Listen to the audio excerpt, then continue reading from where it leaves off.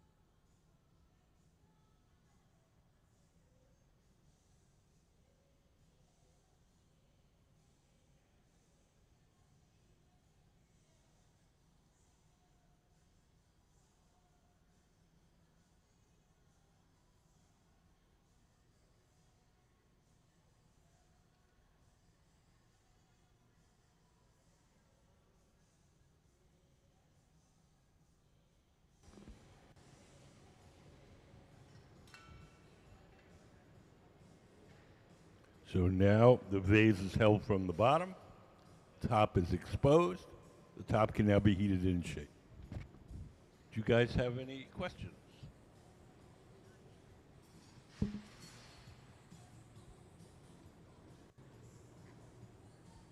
We have two basic kinds of furnaces. We have the glass furnaces and the glory holes. The glass furnaces are the machines where you see the doors closed. Can we put up the glass furnace diagram?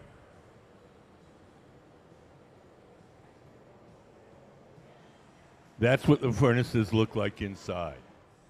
So inside each one is a big ceramic pot. In that ceramic pot is 1,000 pounds of melted glass. We keep the melted glass at 2,100 degrees Fahrenheit. At that temperature, the glass has the consistency of honey. So if you can imagine a giant crock pot full of honey, that's what our furnace is like. We want to get the glass out to make stuff. We take one of those steel pipes and we dip it into the melted glass like you're dipping into a big jar of honey. You dip it in, twirl it around. A little bit of glass sticks to the end of the pipe. The pipe itself is hollow, so when you blow, the ball of glass blows up like a balloon. If you want to make something larger, we dip it in, blow a bubble, let it harden. Then we dip it in a second time or a third time. We just keep building it up in layers. Once you get the glass out of the furnace, it only stays soft for a little while. So we do whatever shaping or blowing we can while it's hot and soft. And when it starts to cool and stiffen, we go to the second type of furnace, and that's called the glory hole. The glory holes are the round furnaces with the doors open. Those have no glass in them. You have to see the little diagram up on the big screen. They're just a hot chamber for heating and softening the glass while we're working. If you think about the glass like wax, you know, when you get wax hot, it gets soft, but fairly quickly it starts to stiffen again. Glass is the same way. So we do whatever shaping we can while it's hot and soft, and when it starts to get stiff again, we go to the glory hole and soften it. Yes, there's three main ingredients in glass: sand, soda ash, and lime. Sand is the bulk of it. Can be anywhere between 60 and 75% sand. The soda ash is sodium carbonate. It's a chemical which acts as a flux and lowers the melting temperature of the sand. And then the lime is calcium carbonate, and that stabilizes the mixture chemically. Those three ingredients, throw them in the furnace, cook them overnight at 2,400 degrees. In the morning, you have a tank full of glass. The whiter the sand is, the clearer the glass will be, but any sand will make glass. If you think about a lot of common sand, if you just went to your average beach, has a little bit of iron in it, and the iron gives the glass a slight green tinge.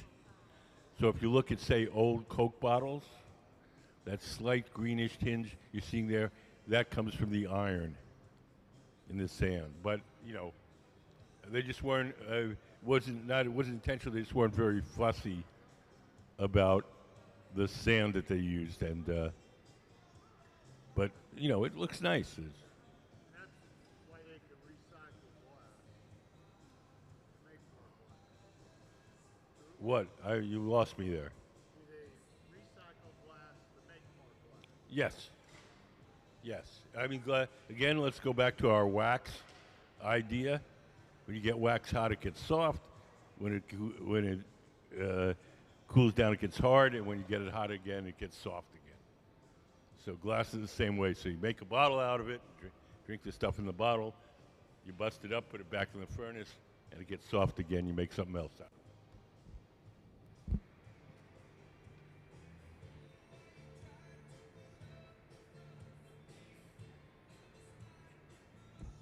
So the folks that are blowing glass today our Museum of Glass Hot Shop team. Leading the team today, sitting at the workbench, is Sarah Gilbert. She's been blowing glass for, I don't know, 24 years. She's a very talented glass blower and engraver. The man in the hat's Gabe Feenan, also a core member of our team here. He's been blowing glass for 29 years. He's exhibited his artwork all over the world. And he's been working here as a core member of our team since the museum opened. Nick is a very fine glass blower, Nick with a shaved head. Nick is our technician. He's quite a good glass blower, but also his main job here is dealing with the furnaces, the molds, all the construction, keeping the shop running.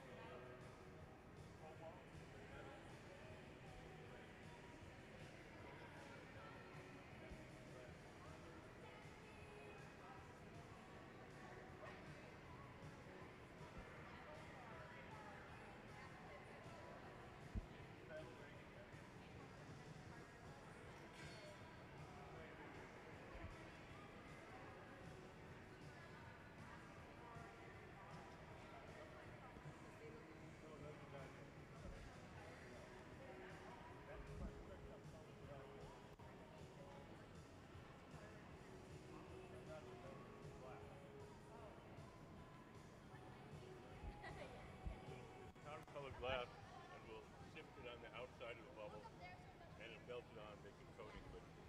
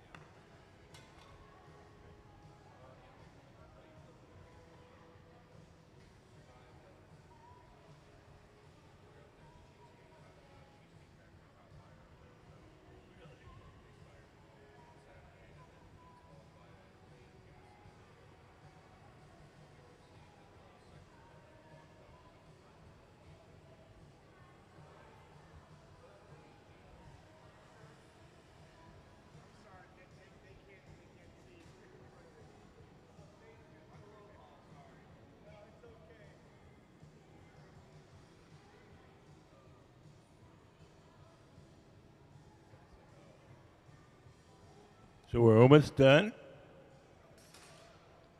We'll take that glass off the metal rod. We're going to put it in a special oven called the annealer, where it'll be cooled slowly overnight. If we just took that and put it on the table and let it cool on its own, it would cool too quickly and unevenly, and it would break. So if you look to the right, you'll see one of the glass blowers putting on some protective clothing. The yellow gloves that he has are made out of Kevlar. Kevlar is a fire-resistant insulating material. When he grabs that vase, it'll be about 1,000 degrees.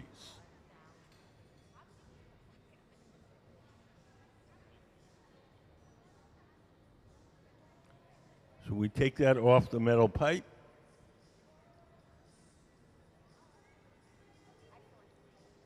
The glass will be hard. no longer change shape.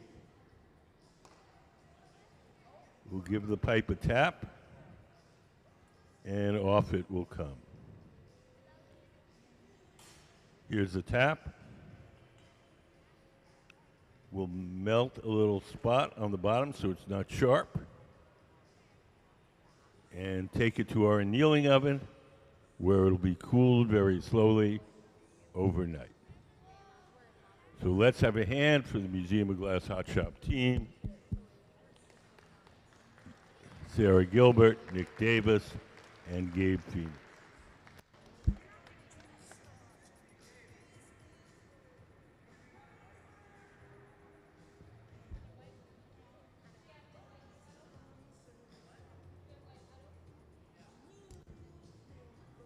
We're going to start another raise.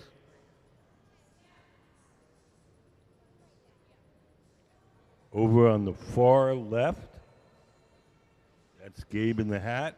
He's heating up a bar of colored glass. Another one of the glass blowers is going to blow a little bubble of clear glass, and then we're going to coat that clear bubble with the colored glass. We have a little video, show you how that works. Oh, do we have? Can we play color overlay? The color in glass comes from adding various materials to the mixture of raw ingredients called batch. Most of the colorants are compounds containing some kind of metal. For example, adding cobalt to clear glass creates a deep blue. Tin and antimony can be used to create white glass, and gold chloride can produce a rich red or pink colored glass. Colored glass is melted in furnaces, just like clear glass, and then is usually rolled into bars for storage and easy application. In order to apply color bar to a bubble, we first need to preheat the color to approximately 950 or 1000 degrees Fahrenheit in a color oven or garage. Once warm, the color is then picked up on the end of a punty rod using a little bit of clear glass as a support. The color is then heated in the 2300 degree glory hole to soften it and make it malleable, while another artist creates a small bubble of clear glass on a blowpipe. Once warm, the color is dropped over the clear bubble, and then using a variety of hand tools or the steel marver, the color is rolled back over the clear in an even layer. This process is called dropping color, or creating a color overlay. Depending on the project, that bubble is then usually gathered over with clear glass and blown into the final form.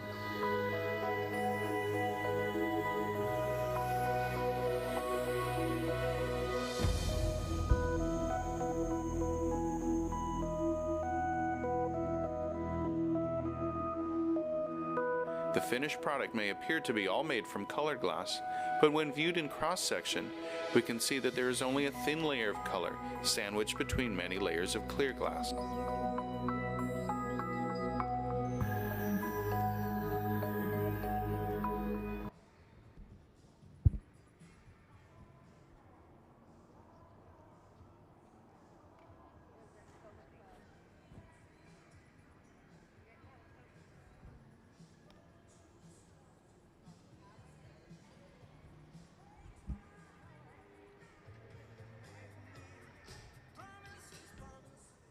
So right now, Nick, sitting down at the workbench, has the bubble of clear. Gabe, standing by the round furnace, the glory hole. He's got the colored glass. And we're going to coat the clear bubble with the colored glass. Do you guys have any questions?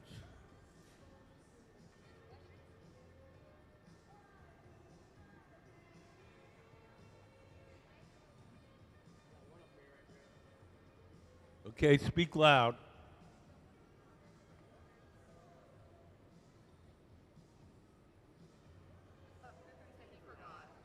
Oh, that's okay. I forget too.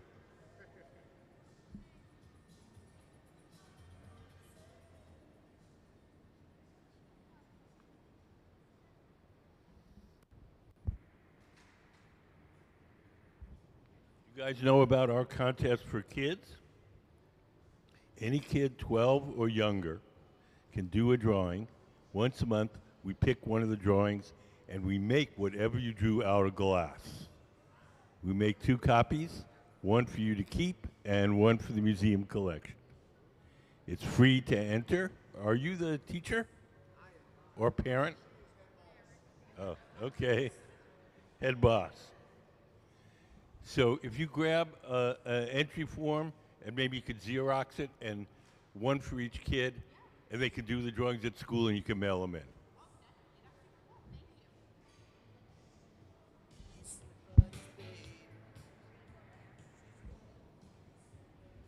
Can we put up some of the kids design stills?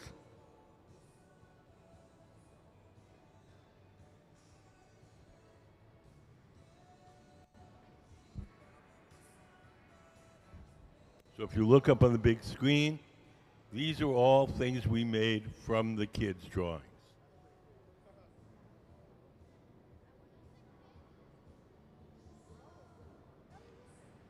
You see there's that little girl. She's holding her drawing.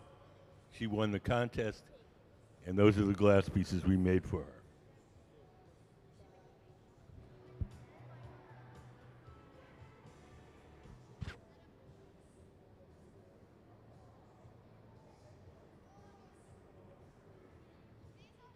So when you see the entry forms, there's a little space on the entry forms where you can write a little story about what you drew.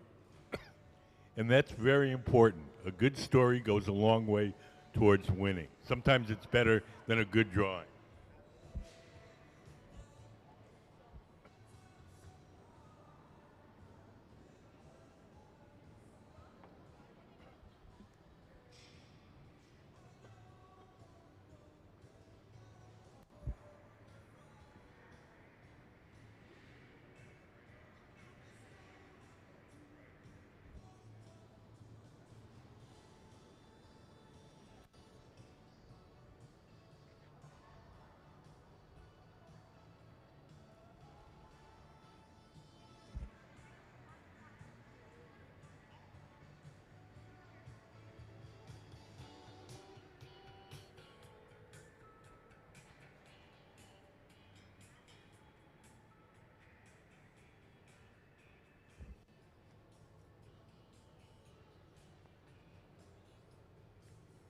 So over here on the left, Nick is making a flower.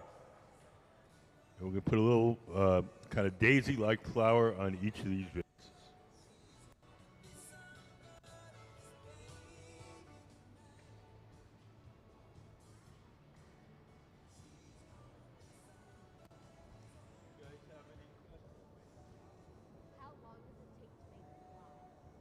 It depends on what you're making. Like a Christmas ornament probably takes about 3 minutes. A wine glass probably 20 minutes.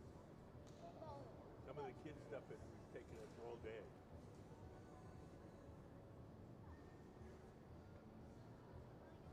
These vases that we're making right now, I'd say, they're about half hour.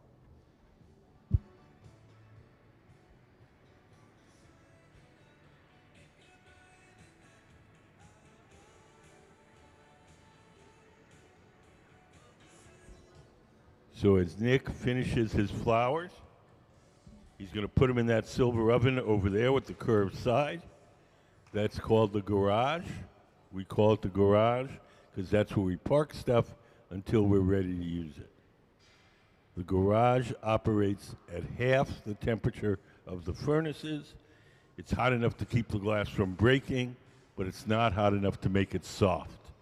So whatever goes in there stays warm, holds its shape until we're ready to use it.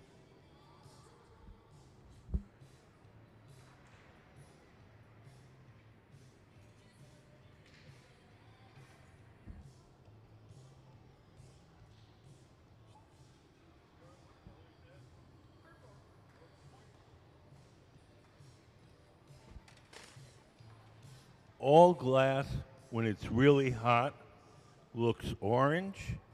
The orange color you're seeing is the glow from the heat, not necessarily the color of the glass. Sarah just added some purple glass to her bubble, and while we're working, it's going to look orange. And as it cools, the orange glow, the glow from the heat will disappear, and you'll see the purple color.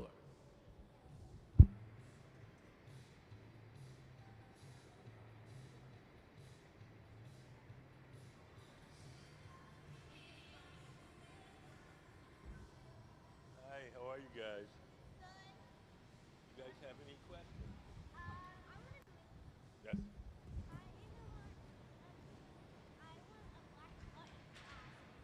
What? You want a black button? You can't make you a black button right now. We're busy making those babies. Yeah. How long does it take to make the average vase? Oh, probably a half hour. Really? That's fast. I thought it would take like a couple of days. Me too. No, a half hour plus 20 years.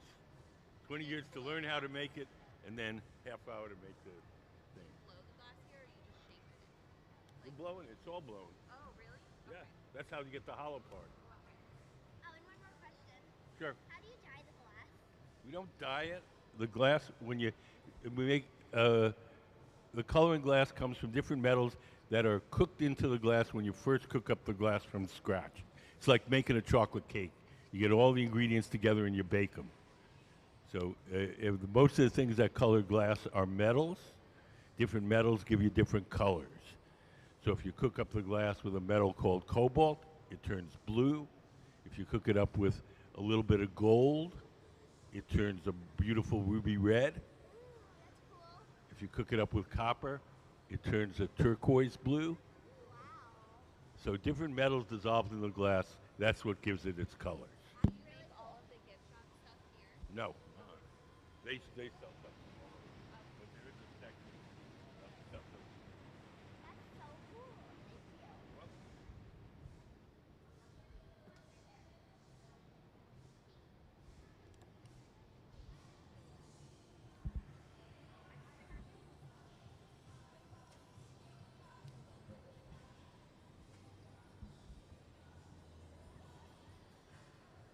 you. So now Sarah in the center with the Hilltop Rainbow t-shirt. She's heating her glass up in the glory hole. The round ovens with the doors open are called glory holes. They run on natural gas and forced air. And we keep that around 2,300 degrees Fahrenheit.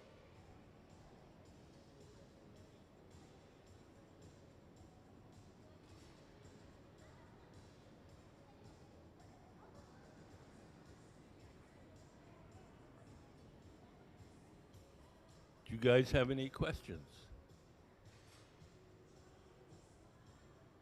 Yes. Hold on.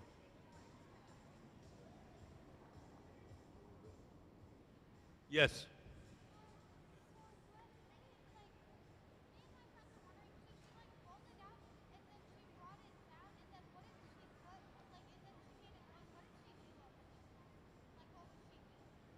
Oh, you lost me here. Say it again. Oh, when she blows into the metal pipe, that makes it blow up like a balloon. So we want to make the thing bigger, just like when you blow into a balloon, it makes it bigger. Yeah.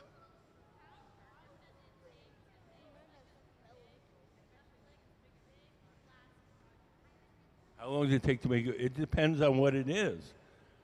These vases will probably take a half an hour, but some of the things we make here take the whole day.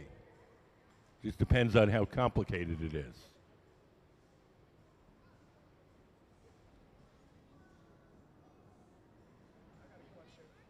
Yes. What's the difference from that oven or glory hole versus that one? Okay, what's the difference between the glory hole and the furnace? Can we put up a furnace diagram? So that straight ahead, that's the furnace, the one with the door closed. That's what it looks like inside. So in the bottom half of that, it's filled with molten glass, melted glass. The glory hole is just a hot chamber. We put up, it has no glass in it. It's just for heating and softening the glass while we're working. All the glory holes are the same. All the furnaces are the same.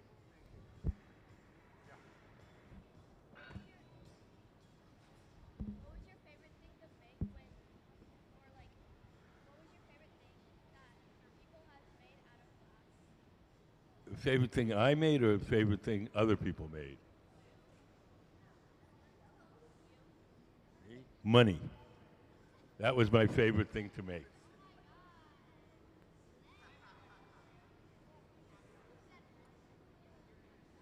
Yes.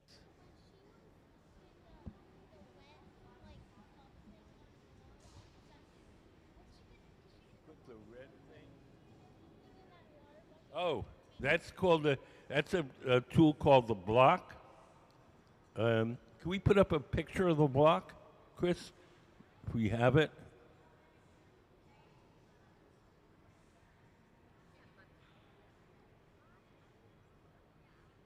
Maybe we don't. Well, she's going to use it again. So it's little wooden scoop, and we use it to shape the glass when it's very hot. So you can picture up there, that's called the block. And we store it in water because it's made out of wood, and if it wasn't wet, it would go on fire. But if you keep it wet, we can shape the glass. The tool doesn't burn, and it doesn't leave any marks. Yeah.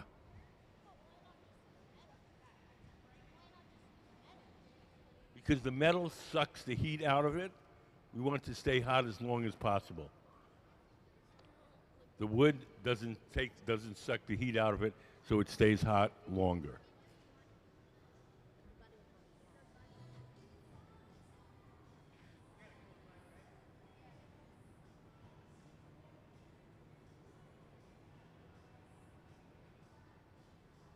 Sarah's going over to our pipe cooler. We lay the steel trough. We lay the pipe in that steel trough, and we spray water on it to cool it down and make it easier to hold.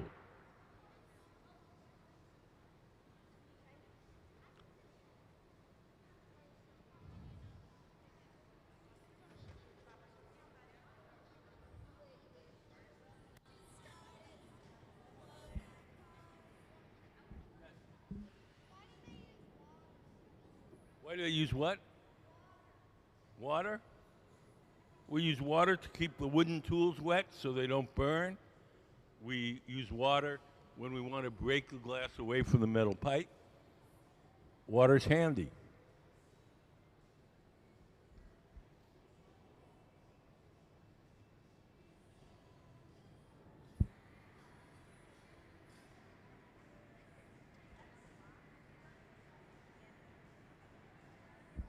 Right now, Sarah's heating up the bubble in the glory hole, making it soft.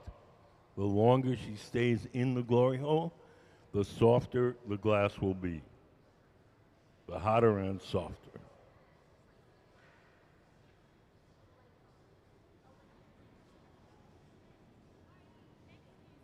So now she's using the block, that wooden scoop-shaped tool.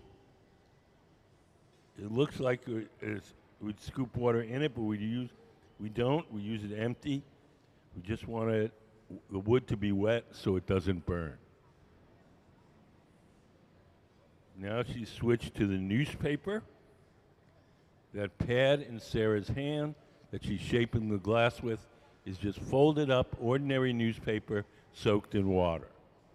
As long as the newspaper is wet, the paper doesn't burn too much, and she can shape the glass without leaving any marks.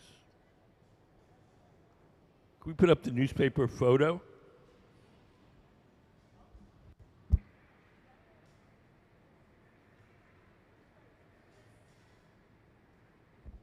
It's just everyday, ordinary newspaper. You see on the bottom there's one that's brand new, and sitting on top of that, it's one that's been used for a while. Yes.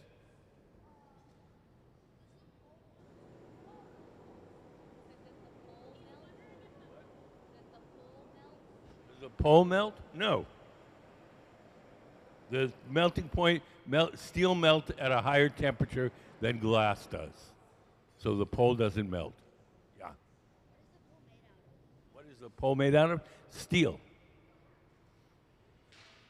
Yes. You ever get burned? We get little burns like you might if you worked in a kitchen. So little annoying things, not medical things. One of our glass blowers was asked how often he gets burned, and his reply was, only on payday.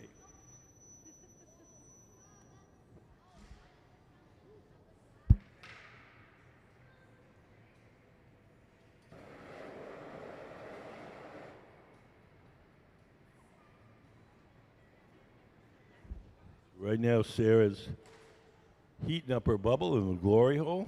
That's Sarah with the rainbow-colored label on the back of her T-shirt. Sarah Gilbert.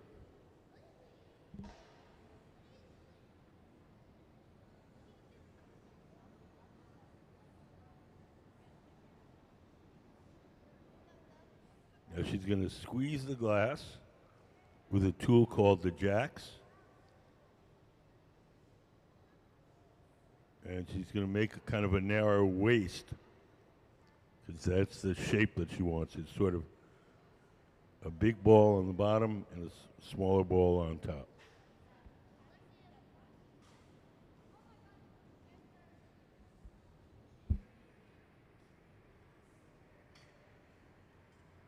So the top of the vase where you put the flowers in, that's still attached to the metal pipe. The part that sits on the table is the part that's sticking out.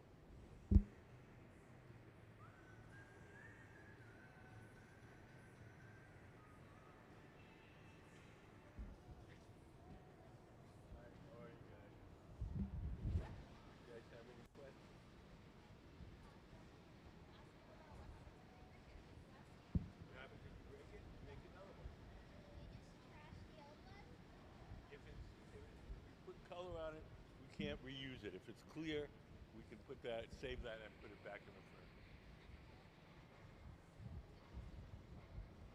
You can't just like re-weld it into like one big block. No, we bust it up and we throw it in the furnace and cook it overnight. Nope, that's the furnace is over there. The round ones with the doors closed. Can we put up the furnace diagram again?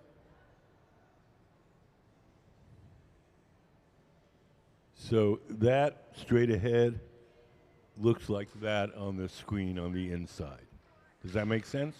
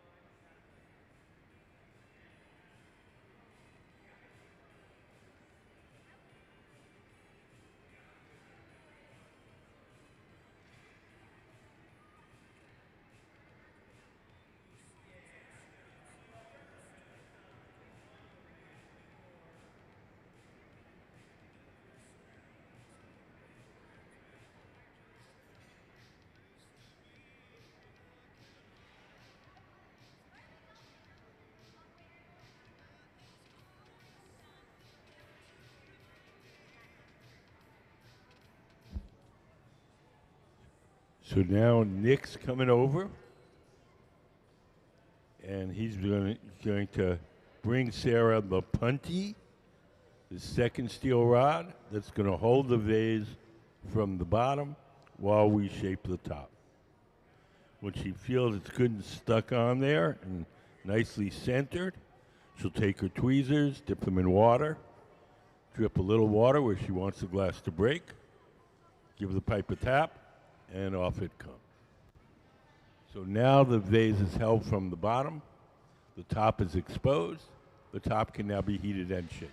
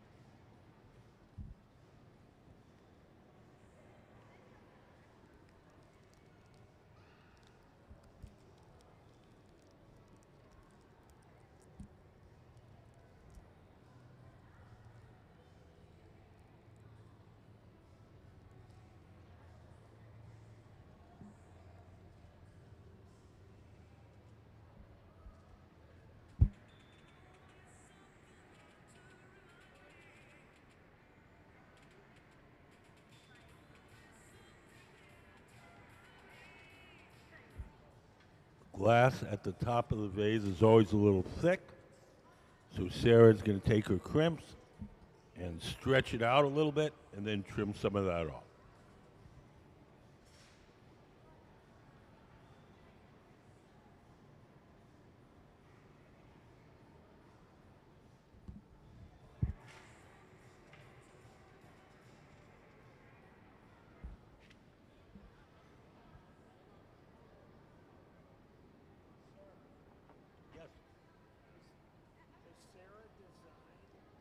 Did Sarah design these? Yep. She's not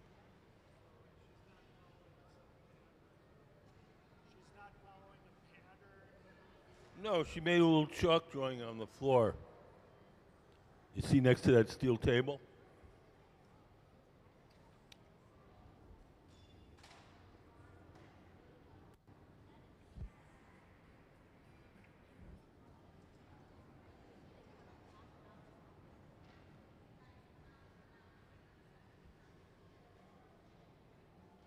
We're making these vases for Mother's Day.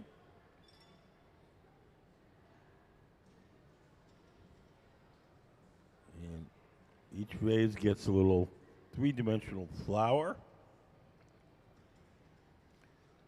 We've made the flowers earlier on, and they're sitting in that silver oven with the curved side.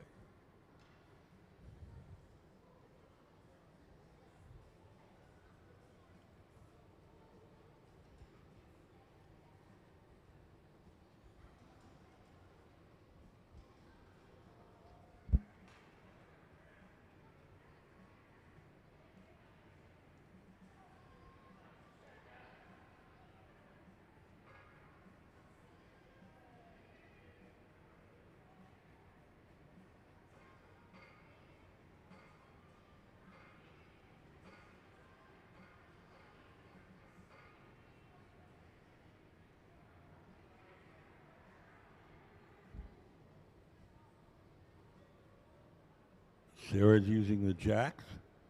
She's pressing against the inside of that opening and making the opening wider. Gabe, standing up, is holding a wooden paddle. He's shielding Sarah's arm from the heat.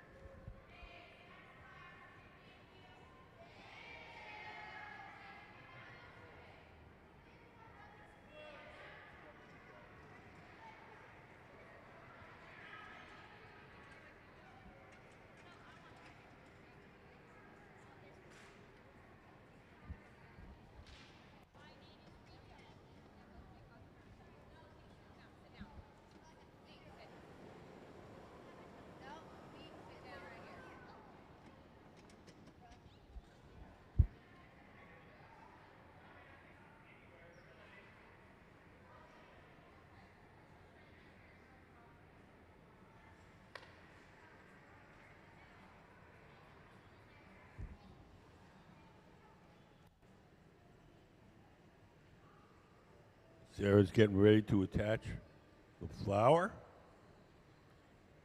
We made these flowers earlier, and now we're melting them on the side of the vase.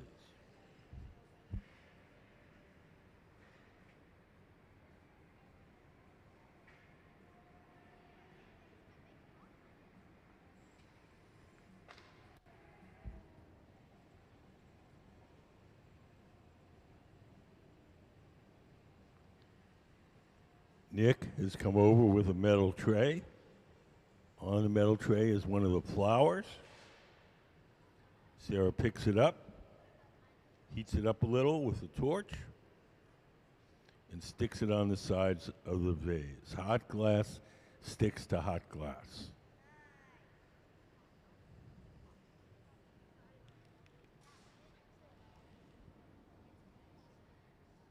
Do you guys have any questions? Yeah.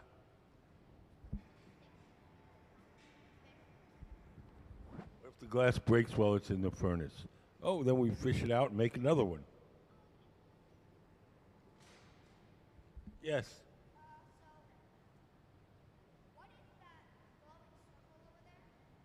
That's the glory hole? Can we put up the glory hole diagram?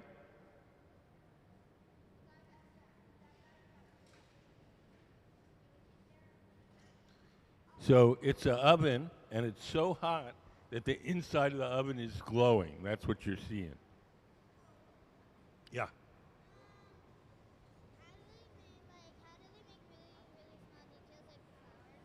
Really, really what? Why doesn't the glass melt? She asked how they make small details, like the flowers, like the insects kind of thing. Same way we make anything else. We just get some hot glass that's soft, and we take our tools and we shape it. It's like making stuff out of clay, except you can't touch it, so you can't make it with your hands. You make it with tools instead, because it's too hot to touch. But you can cut it, you can stretch it, you can pinch it. Yeah. What? If you put your hand in the furnace, then that's the end of your career as a glassblower. You better learn something else. We strongly discourage putting your hand in the furnace.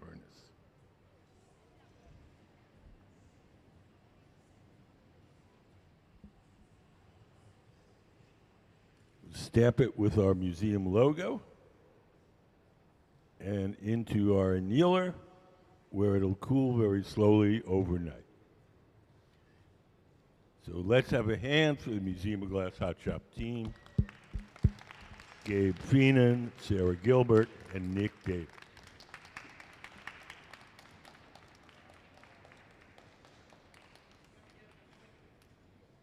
Do you guys know about our contest for kids? Any kid that comes to the museum, 12 or younger, can do a drawing. Once a month, we pick one of the drawings and we make whatever you drew out of glass. We make 2 copies, one for you to take home and one for the museum collection. It's free to enter. There's a table out in the lobby with drawing materials and entry forms, but since you're probably on a schedule, if your teacher, who's the teacher? Teacher? Parent, teacher? There. Yeah, if you grab one of the entry forms and you can Xerox it, one for each kid, and then you can do the drawings in your class and mail them in. So could we play Kids Design Glass? We have a little video, show you what we've done with some of the kids in the past. Like art through the ages, glass has always been sort of made by designer and maker. And so to highlight that relationship, we created Kids Design Glass, where kids age 12 and under can make a drawing and submit it to us. We'll make 2 pieces, give one to the family, and we'll keep one to put in our collection and build the exhibition that has been Kids Design Glass. We get a huge stack of drawings and we sift through them to pick the ones that we can make and the ones that are interesting. 200-300 drawings a month, so we get a stack of drawings. We go through each one. It's a drawing and a story about the drawing. Probably the most unique drawings are the ones that really stick out. The ones that aren't like based on a character that they've already seen. The ones that come straight from their imagination. Usually kids by that age, they're not really tainted by like pop culture and outside influences. They kind of like what they like. My original idea for the rainbow marshmallow, when the marshmallow melts, what comes out are their tears. And this one cries rainbows. Like in the inside, it's all rainbow. It was the first time that I was like kind of made contact into like the glass blowing world. And what was really fun about it was knowing that a piece that I've come up with that is like part of my self-expression was like interesting enough for others to like incorporate it into the real world. Being in a creative environment, I think that builds self-esteem, and the fact that they're going to have this thing that they're going to have the rest of their lives of something that they had as a child, and then knowing that they're actually like in a museum collection, which is pretty incredible when you're under 12 years old. If any other kids are entering the program, then I'd say I really hope that your art gets chosen. It is really mesmerizing to see the details being put on. I was just very happy that the Hot Shop team actually chose my art. Who knows, maybe if you're timing it just right, you could actually get up there when your art is like being displayed up there.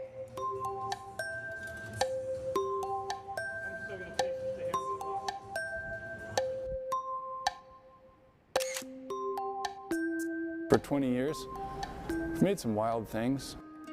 It's so free, and I would say loose, but what we really pay attention to is making sure that we're capturing all the details. There's so many challenges in making the kids design drawings, and I think that's something that maybe the average viewer wouldn't notice. A lot of these objects are very fragile and are just different than any of the other glass I usually work on. The way the kids draw them, they just have no idea of what, you know, glass can do, so they just draw it however their mind imagines this object. We're talking with them, making sure that we're seeing the color the same way, making sure that, you know, the eyes are on one side or are they supposed to be on both sides. Appendages and weird helmets, they're all great challenges and things that we wouldn't necessarily run into without this program. I think it's inspiring for us as glassmakers, and I hope it's inspiring for the kids doing the drawings. I hope the kids kind of see that their creativity is this muscle that they need to exercise. One of the best parts about the program is seeing the kid in the front row giving us tips on how we can make it better or things they don't like that we're doing. They have a voice here. I designed the lion crab in 2011. Just recently, we went back to the museum, and seeing my piece on display at the museum was just incredible. I mean, we have times where people come in the crowd and some young adult, you know, in their 20s or early 30s, is like, hey, you made my kids design glass, and they bring out their phone and show us a picture, and it's them like 10 years old, and you know, it's to see the impact that we've made. I think every single one is special. Yeah.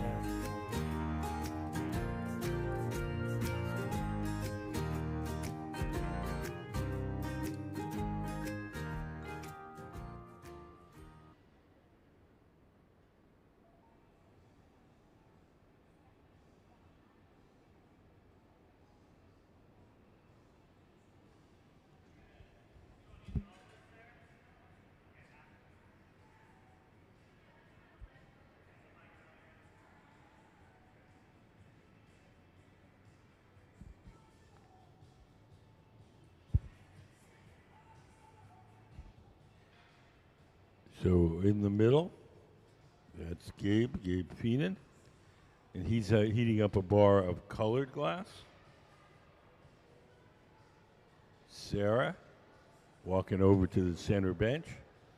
She's dipped her pipe in the big tank of clear molten glass. She's going to blow a little bubble, and we're going to coat it with Gabe's colored glass.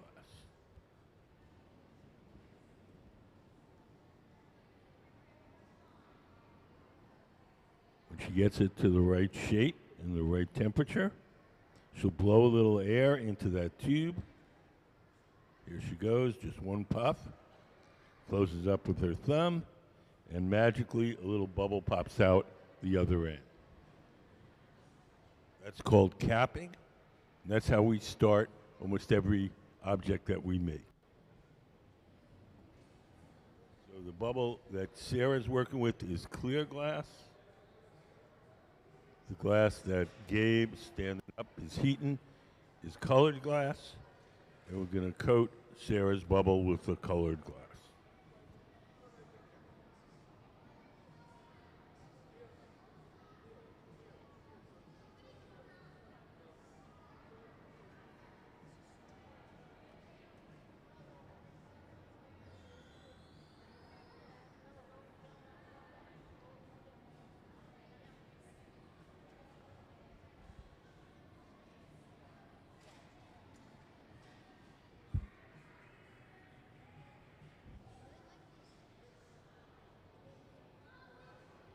Sarah's going to hold her bubble in the air like that.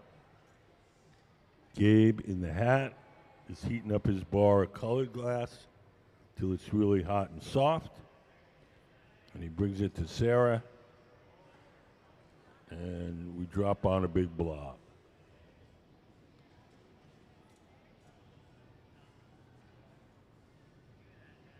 Now Sarah will smear that blob until it entirely coats the original bubble.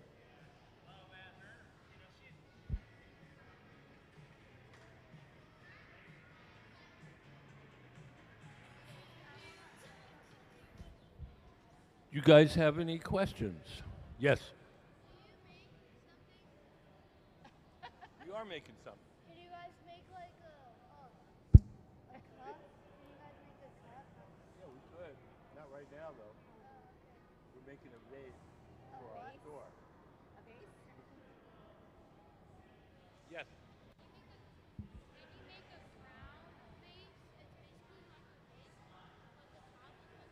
Sure, sure. Yeah, no, I know what you mean with little spikes coming off it, yeah. In fact, in Sweden, they used to make those things for Christmas. They'd make little glass crowns for the girls to wear.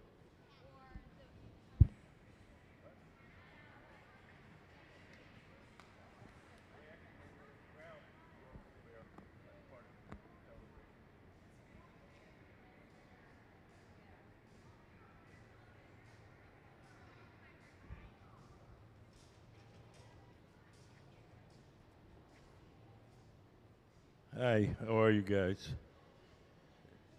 Do you guys have any questions? Yes. Yes.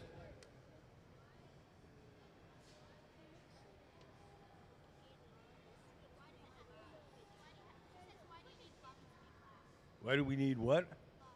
Gloves?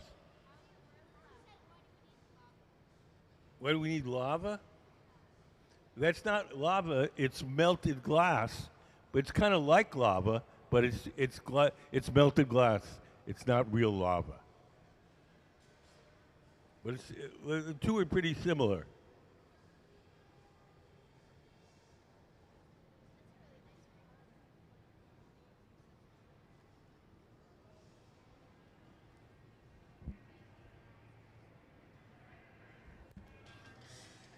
Yes.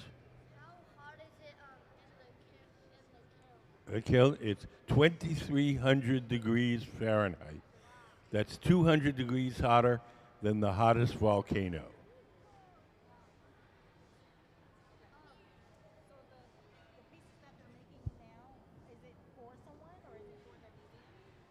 It's going to go in our store, a gift shop across the hall. How big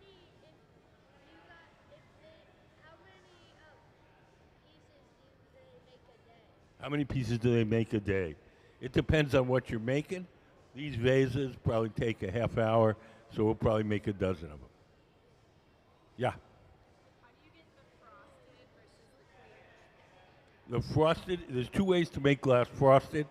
One is sandblasting, where you spray you spray the glass with an abrasive sand, and it roughs up the surface, makes it look frosty. Or chemically, you can do it. You can etch it with hydrofluoric acid.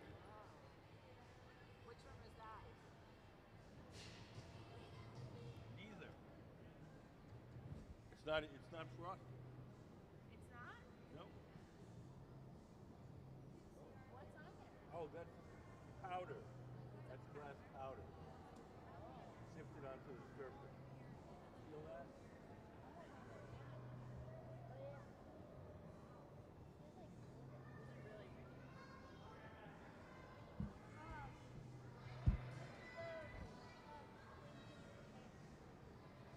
What are the? Like 14, 15, 16? Yeah, 14. Oh, what are those? Those are cylinders of glass that we're going to make into flat panels. We're going to.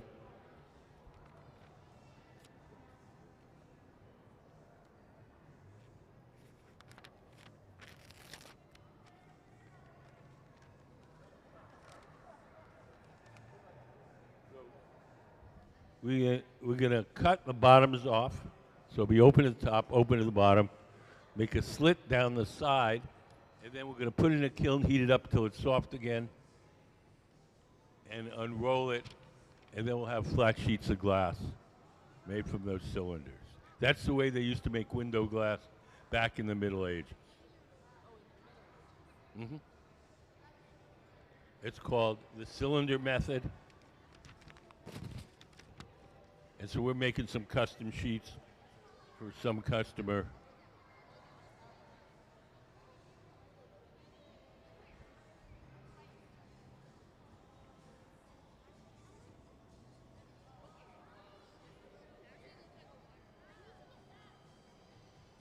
So Sarah's dripped off her excess glass into that steel can. She's going to take it back to the workbench. She's going to take a tool called the block and scoop and just shape that bubble. Make it nice and round and even.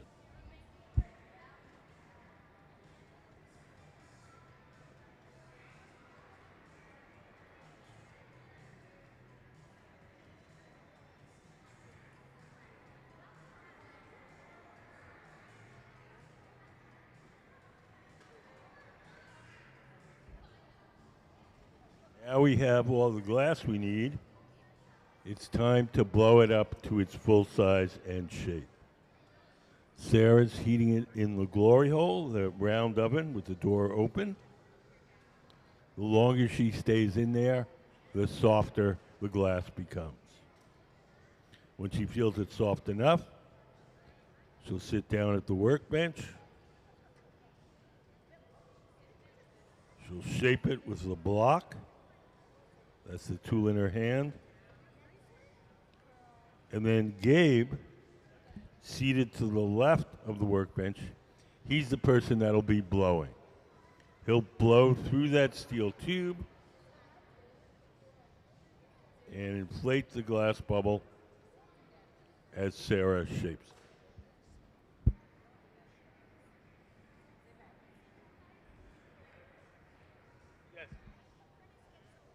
How the furnace gets so hot? It runs on natural gas and forced air. So it's a gas flame, but we blow air into it, and that makes it hotter.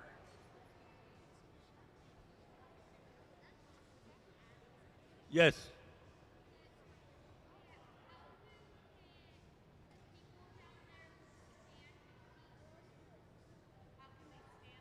How can they stand the heat? You get used to it. It seems crazy at first, but after you do it for a while, you adjust. Yes?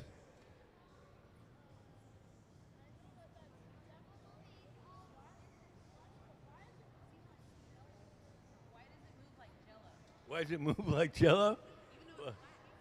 Well, because when you get it hot, it gets soft. Like wax or butter, when you get it hot, it gets soft. Ice cream, when you get it hot, it gets soft. Glass gets, when you get it hot, it gets soft.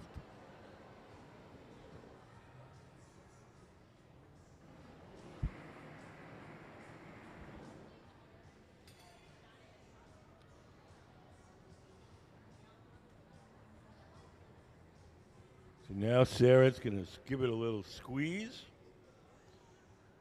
Makes that part of it narrower. The tool in Sarah's hand is called the jacks.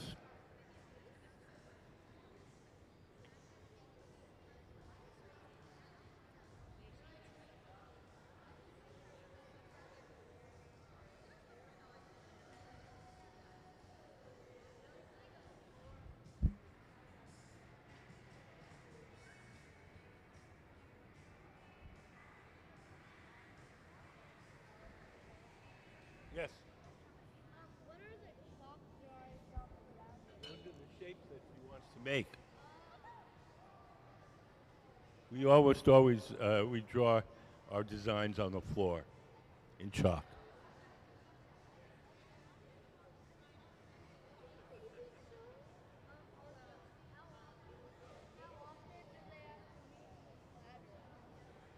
Oh, not very often. If there's a fan up there, if we have to go fix it, or if it leaks up there, sometimes we have to go seal it up. What?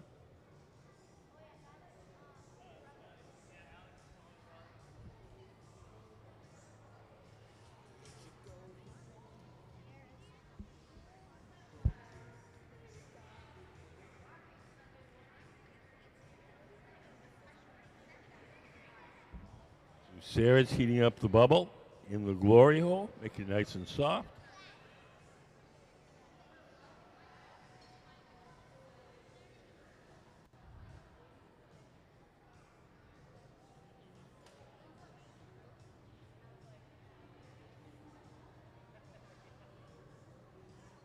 She's shaping the glass with a pad of wet newspaper.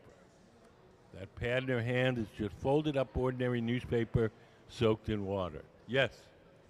What are the tools they use made of? Some are made out of wood, some are made out of steel, some are made out of graphite, and some are made out of newspaper. Yeah. Can we put up the newspaper photo?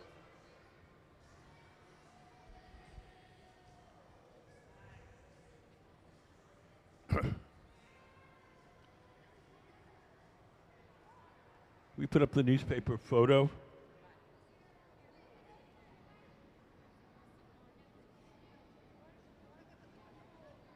So if you look up on the big screen, you see that it's just ordinary newspaper folded up a bunch of times. There's a brand new one on the bottom, and then on top of it is one that's been used for a while. But that's the same thing Sarah's using right now to shape the glass. Yes.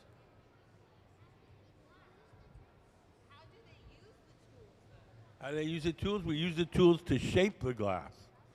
You can squeeze it, we can flatten it, we can cut it with scissors. That's how we make the shape that we want.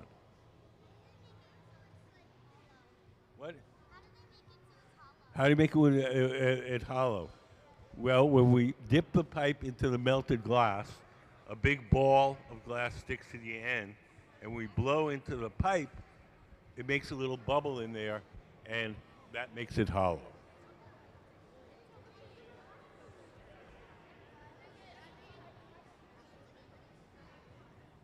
Yes. How does it act like as a flamethrower? Those are called torches, and we use those when we want to put the heat in a particular place. When we put it in the big round oven, kind of heats up the whole thing. When we want to focus the heat in a particular place, we use the torches.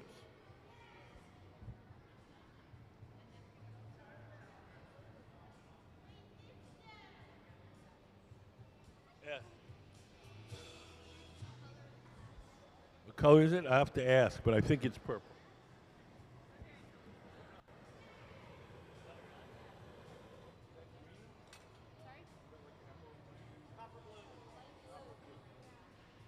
It's a copper blue, sort of a turquoisey blue. Yeah, all the things, the colors you see while we're working are distorted by the heat. When they cool off, you'll see the real color. Yeah. What?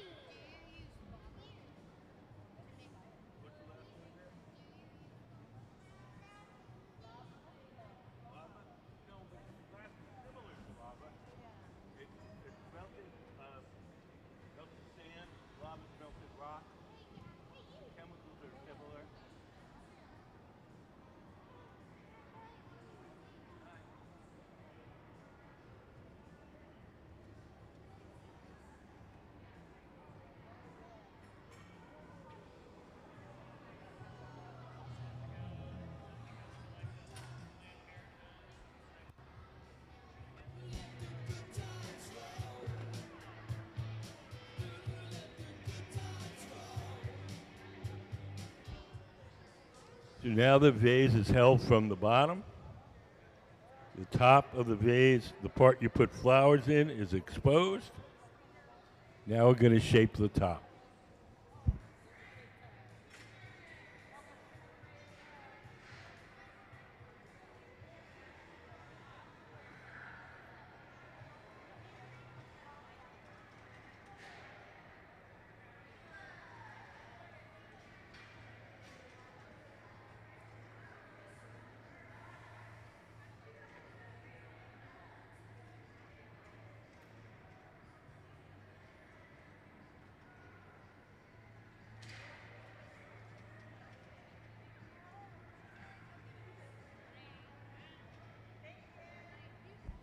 Thanks for coming in.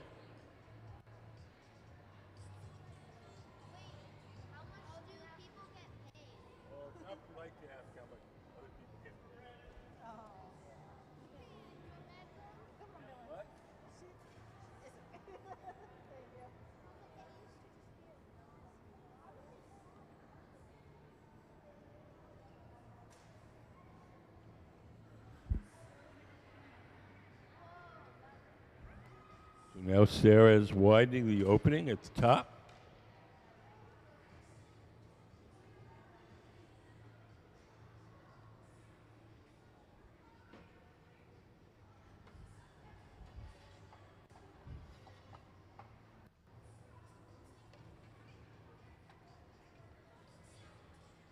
She's going to take the shears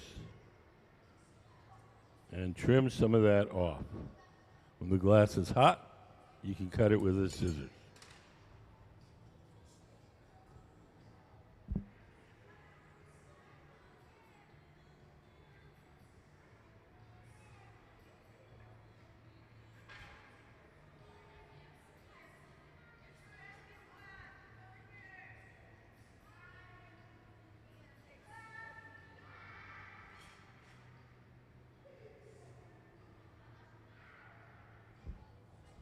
Now Sarah is widening the opening at the top.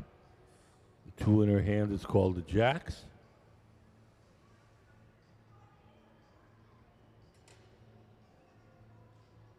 She's going to return to the glory hole and heat it up again. The glory hole is the round furnace with the doors open.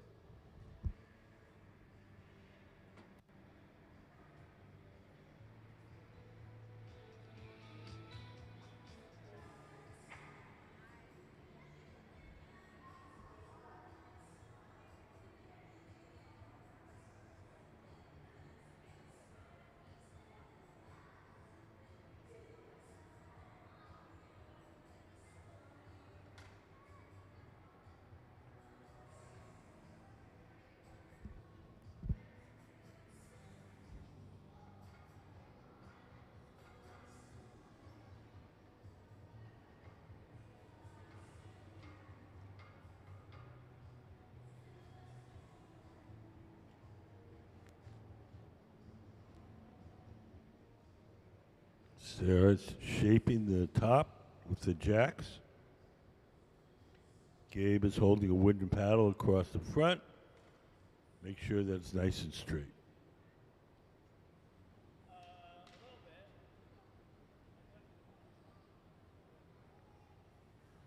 Each of these vases gets a little flower. We pre-made the flower. The flowers are sitting inside the silver oven with the side, the garage.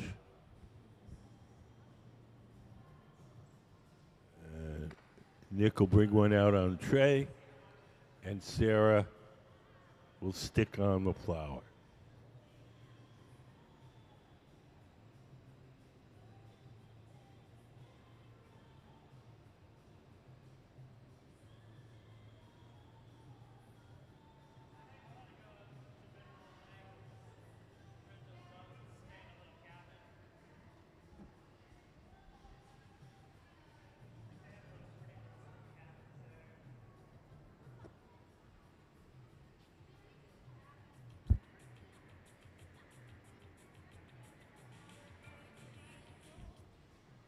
So Nick brings a flower to Sarah.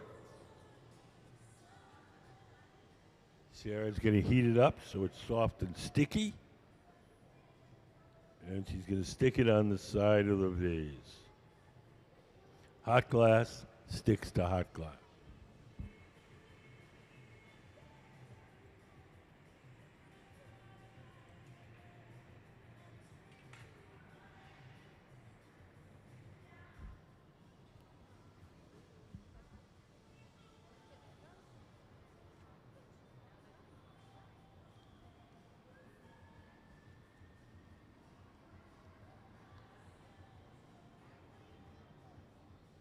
So we're almost done with this vase. Everything that we make here has to be cooled slowly or it'll break. So we're going to take it off the metal rod. We're going to put it in a special oven called the annealer, where it'll be cooled very slowly overnight.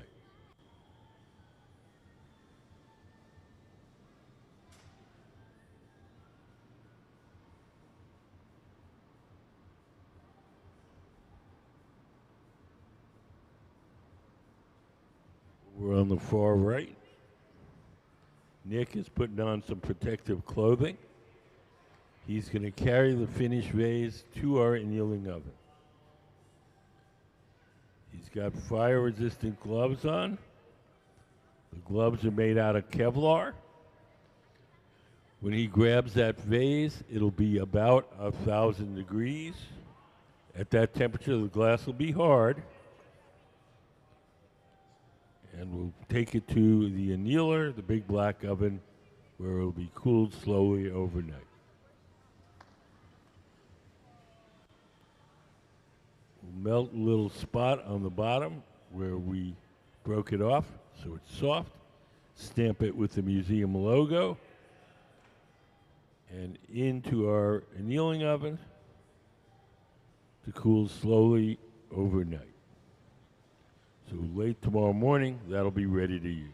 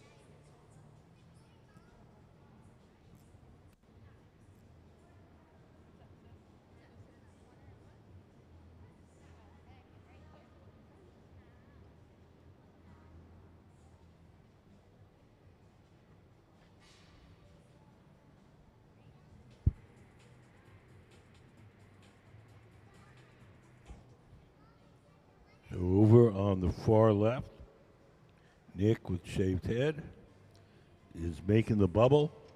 That's going to be the start of our next vase.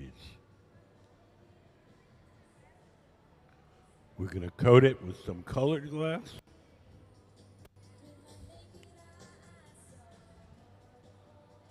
Oh no, he's making a flower. Sorry. Sorry. So each of these vases gets a little daisy-like flower. And that's what Nick is making right now.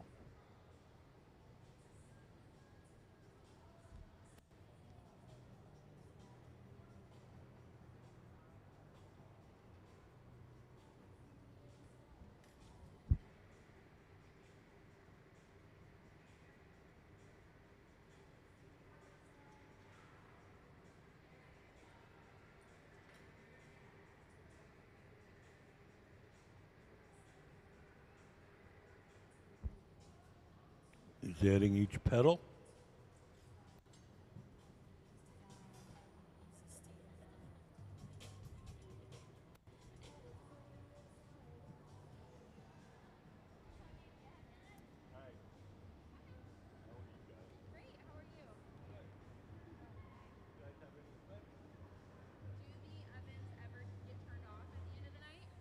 There's two kinds of ovens. There's the glass furnaces, the ones with the doors closed, and the glory holes, the round ones. The round ones, the glory holes, they're only on during the working day. The glass furnaces are on 24/7. Well, it's melted glass. It's kind of like lava, but it kind of looks like lava.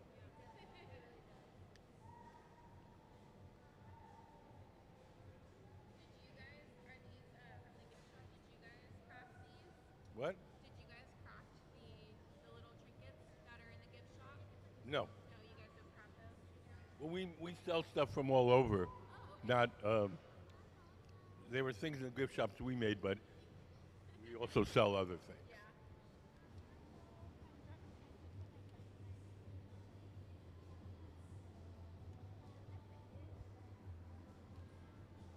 These vases that we're making now, these are going to go to the gift shop.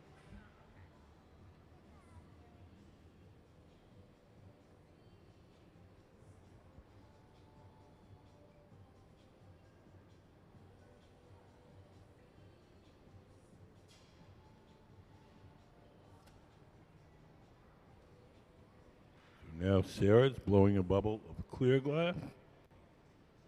Gabe in the hat to the right is heating up some colored glass, and we're going to coat Sarah's bubble with the colored glass.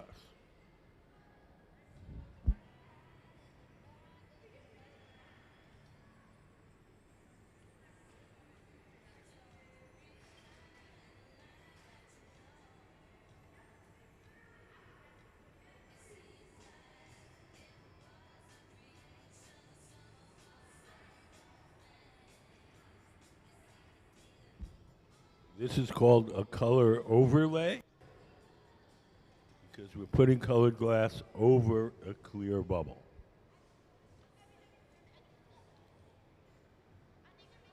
Now Sarah's going to heat that up and smear it until it entirely coats the original bubble.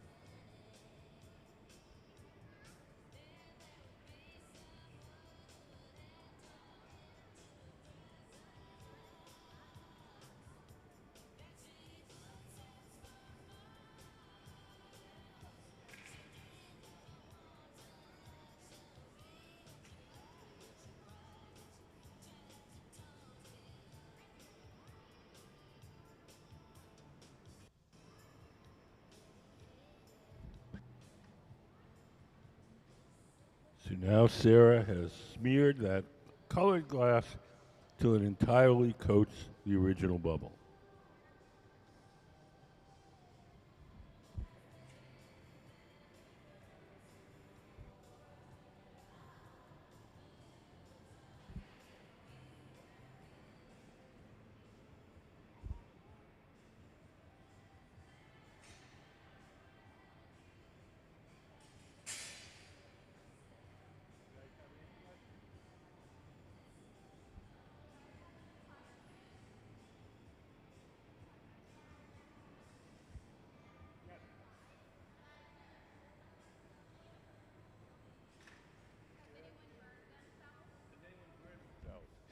Has anyone burned themselves? We get little burns every once in a while, like you might if you worked in a kitchen, but nothing medical, nothing horrible. Just enough to make you say bad words.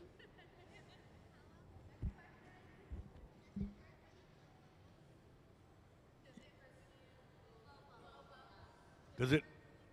Does it hurt? No, it's wonderful. It's like blowing up a balloon. Doesn't hurt at all. Yes.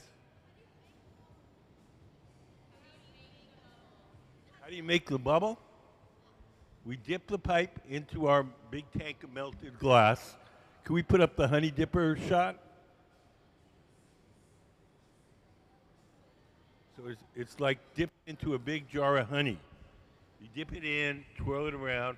A little bit of the glass sticks to the end of the pipe. The pipe is hollow, so when you blow into one end of that tube, the ball of glass on the other end blows up like a balloon. Yes.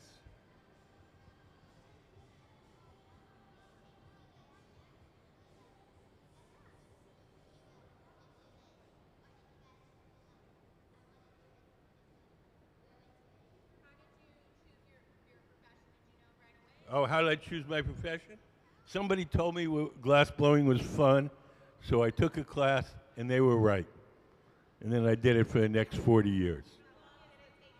What? There's no fixed amount. Some people learn I learned at an art college. Gabe, the man with the hat, he learned at work. There's no formal system here in the United States. People come to it all in different ways.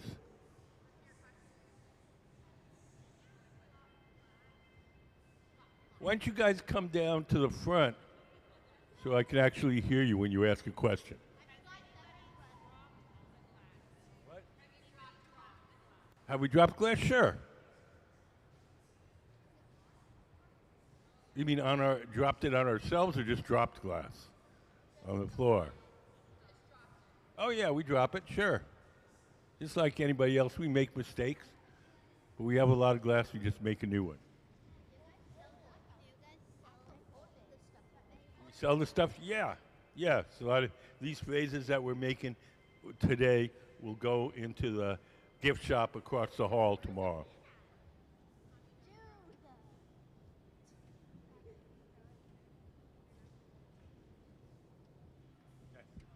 Yes.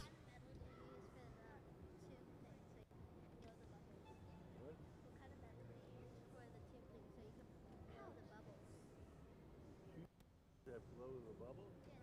Let's use our mouth to blow the bubble. No, what kind of metal do you use to hold the stick? Yeah. Oh, for the sticks? They're steel. The pipes are steel. Some of them are stainless steel. Some of them are just regular steel. Yes.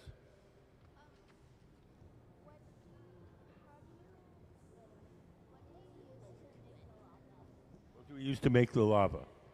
Okay, first of all, it's glass, not lava. It's kind of similar to lava. It's made out of three main things. Can we put up the ingredient slide?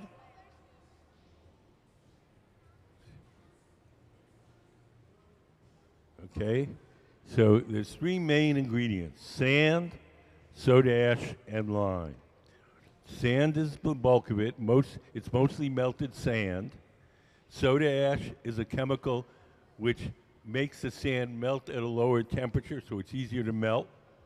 And the lime is calcium carbonate, and that stabilizes the mixture. So we take those three ingredients, we throw them into the furnace, we cook them overnight at 2,400 degrees. They all melt together and make glass. Yes? What's your favorite type of item to make? What's our favorite item to make? Money. You can print money? I'm not really a favorite guy. I like all sorts of things. Just I don't have a favorite color or favorite flavor ice cream or.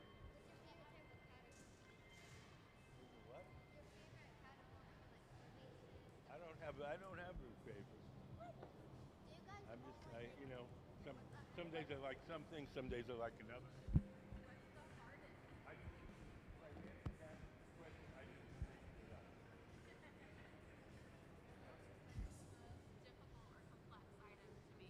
Money. What's the most difficult? Things like that up there on the balcony, those are pretty difficult. There's a pattern called reticello, which is quite difficult. Do we have a reticello example? Maybe the Dante acorn? See if we can put something up on the big screen.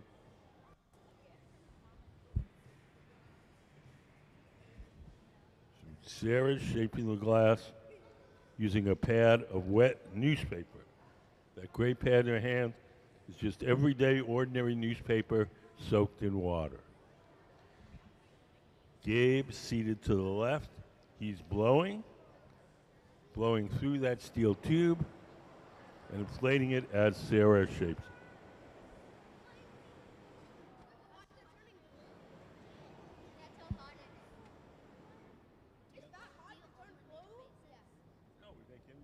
Sun. We've made musical instruments.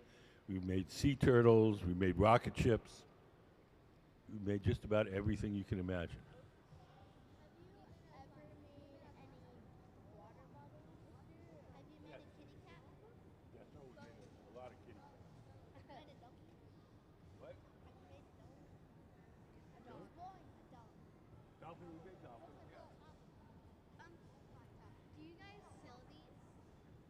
We sell some of the stuff we make. Some of it goes into our invited artists take home, but these vases that we're making today, these are going to be sold in our gift shop across the lobby. They're expensive. Glass is expensive because it's a lot of labor, time, and skill and energy. How many do we make a day? Depends on what we're making. These things we'll probably make like a dozen of them today. Yeah. Yes. So when you make these bases and stuff, how do you make these tiny little lights? We take sticks of glass called cane and we melt them in.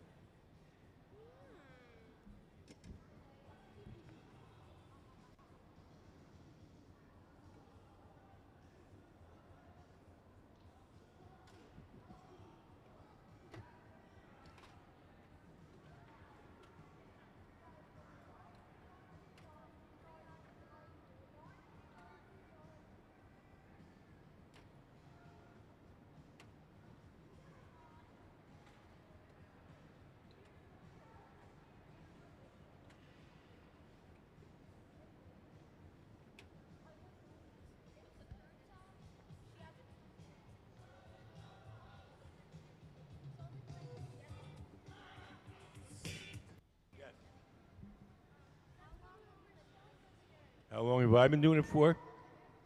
50 years. So mostly your entire life. What? Mostly your entire life. Yeah, no, I'm 71, so. So you started when you was 21? It's a long time. Have you ever built a real building? Have I ever built a real building? I once made a greenhouse for somebody. But that wasn't with glass blowing. That was just sheets of glass and wood and metal. Yeah. Are they the only people that work here, or are some people also? No, we have five. We have five main glass blowers, and then we probably have another 6 part-timers. What? They're doing other things right now. They're part-timers. It's not their day to work, so they're not working. Maybe they're mowing the lawn or playing tennis. We're making a vase with a flower on it.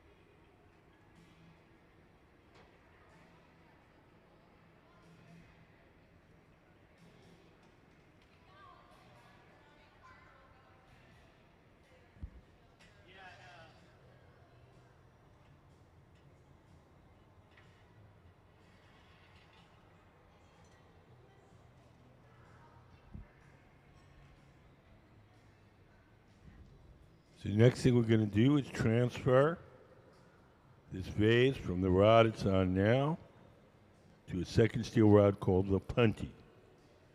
Here comes Nick with a second steel rod. Sarah's going to attach it to the bottom of the vase. When she feels that bond is strong enough, she'll break the vase away from the rod that she originally made it on. She'll take her tweezers, dip them in water, drip a little water where she wants the glass to break, give the pipe a tap, and off it comes. So now the vase is held from the bottom, the top is exposed, the top can now be heated and shaped.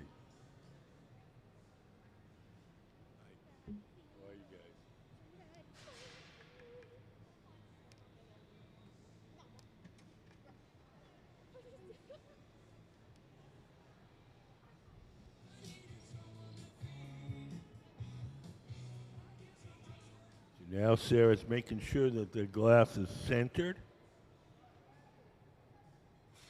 Working with the glass is like working on a pottery wheel or working on a wood lathe. The work spins, and we hold the tools against it as it spins. As long as it's centered, everything comes out nice and round. If it's off center, then it makes everything weird.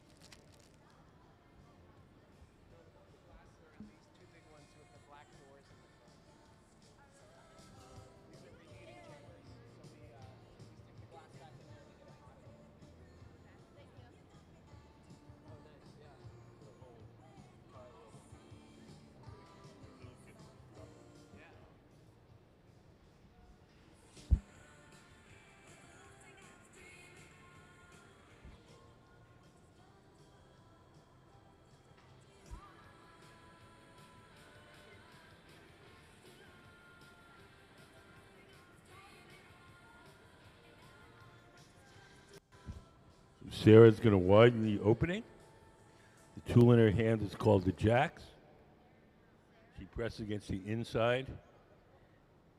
Has Gabe standing up, holds a wooden paddle across the top, make sure everything's straight.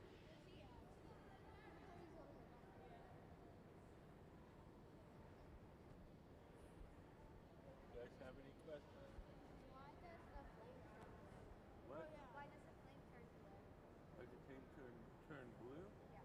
Because that's the color burned natural gas. That's the color that it makes. You burn different things. They have different colors. Like when you burn copper, it turns green. When you burn natural gas, it's blue. Yeah. Are those like buckets of color, like dust? Are those how they color it? Those are brushed up colored glass, and sometimes we use them. Sometimes we'll roll the glass in the powdered colored glass and just melt it on.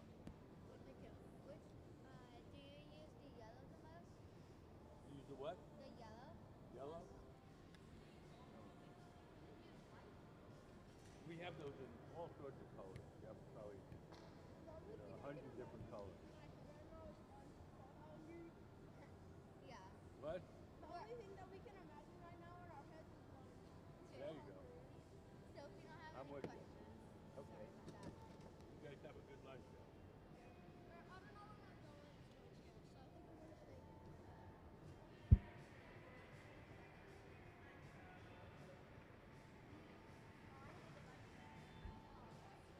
So we're about to put one of the flowers on our vase, our Mother's Day vase.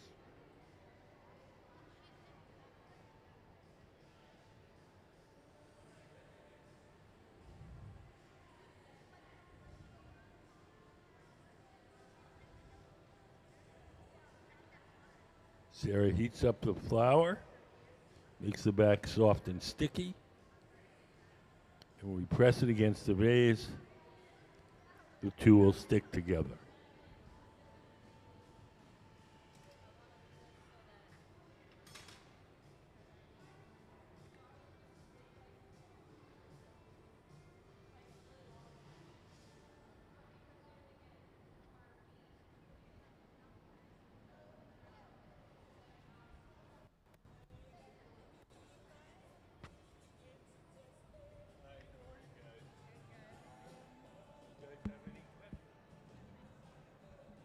Okay, so how do you, you had a question earlier. How do you get the color in the colored glass? Like, what are the actual Things that color glass are mostly metals.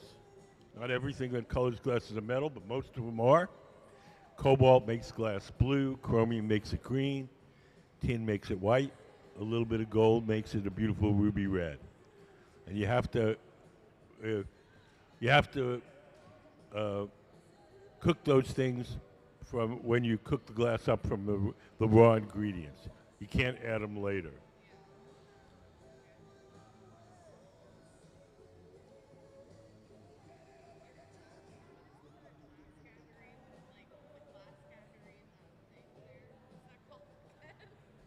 You mean the furnace? Glass furnace. That's it. The glass furnace is the ones with the doors closed. That's where the melted glass is in a big tank. The glory holes are the round ones with the doors open. Those have no glass in them. They're just a hot chamber for softening the glass while we're working. So is the furnace like always running? Yes. The glory holes are only on during the working day. The furnace is on 24/7.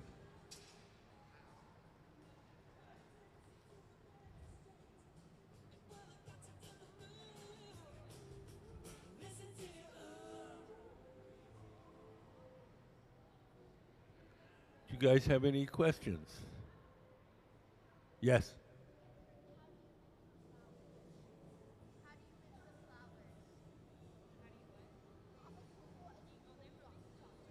How do you make flowers? Well, we drop a little blob, and that makes the center of the flower. Then we get glass, and we stick it on, pull it out, snip it off, squeeze it flat, and make a petal.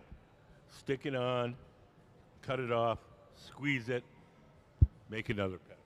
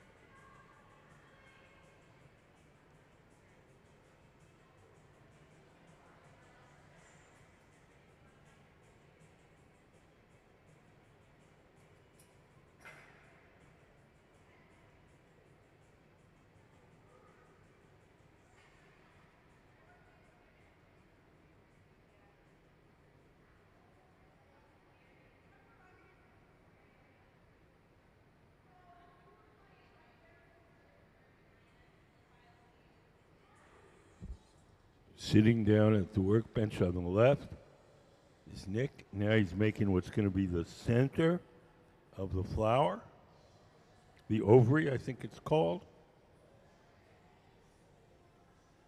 Gabe, with a hat, is going to bring him some colored glass, and we're going to use that to make a petal.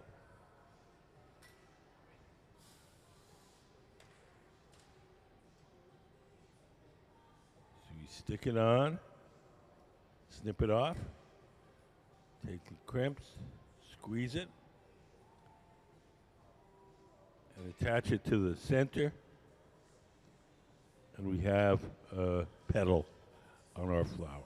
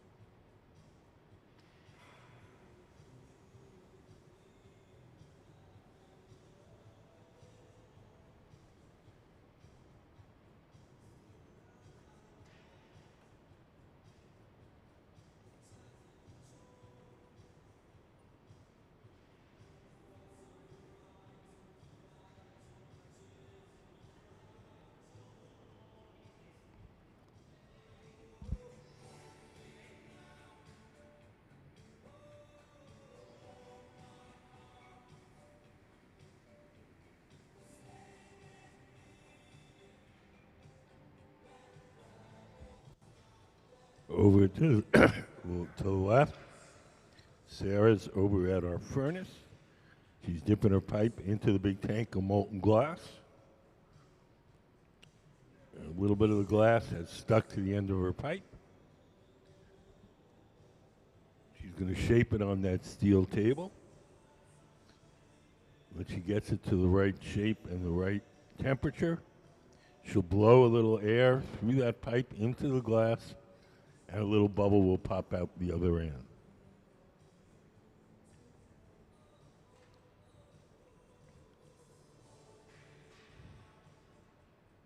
So here's one little puff. She closes it up with her thumb, and a little bubble pops out the end. That's how we start almost every hollow object that we make. That could become a wine glass, a lampshade, a sculpture of a monkey. It all starts out the same way. Gabe, standing up, is heating up a bar of colored glass. And we're going to coat Sarah's bubble with the colored glass.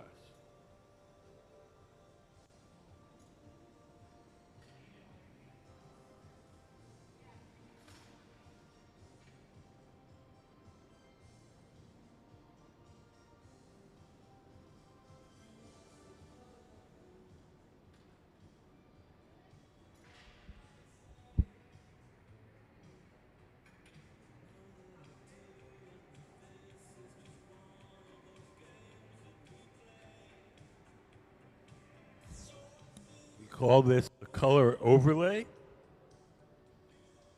Instead of having the color in the furnace, we blow a bubble of clear glass and we coat each bubble individually with whatever color we want the object to be. This allows us to have any color at any time.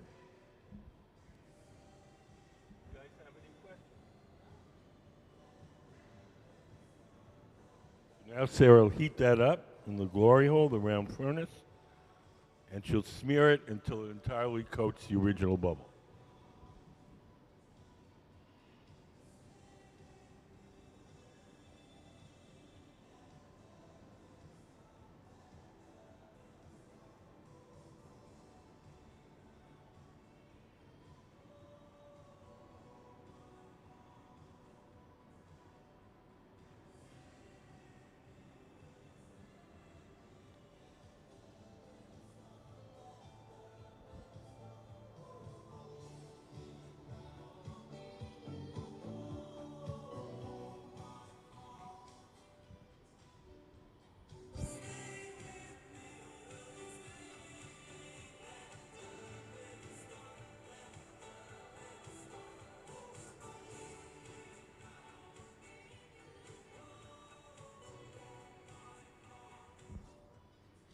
So once Sarah has moved the colors, so it covers the bubble entirely, she'll sit down at the workbench, let that bubble cool and stiffen a bit, and then we'll add more glass.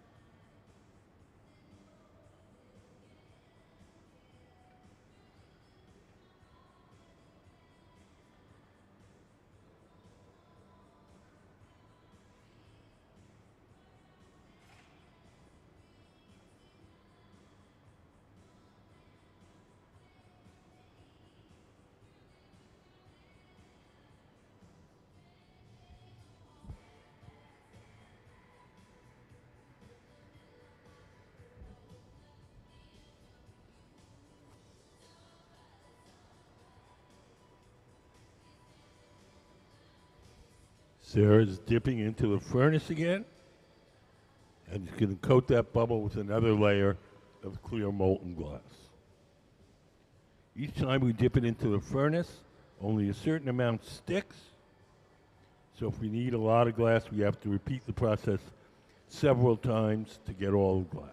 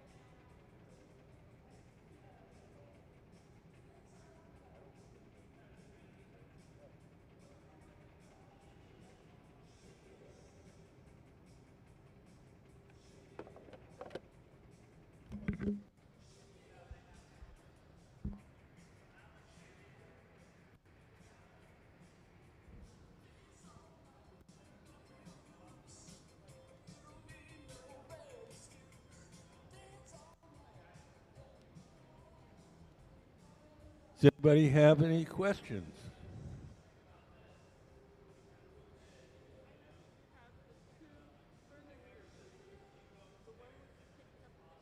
Mhm.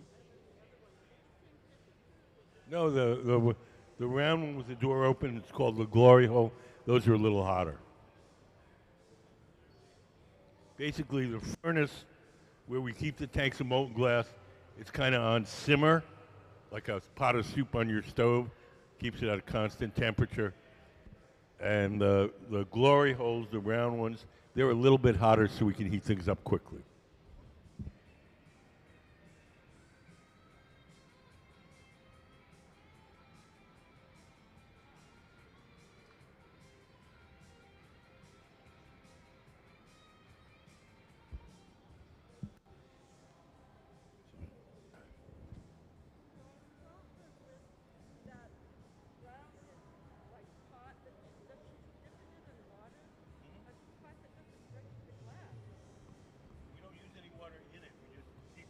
made out of wood.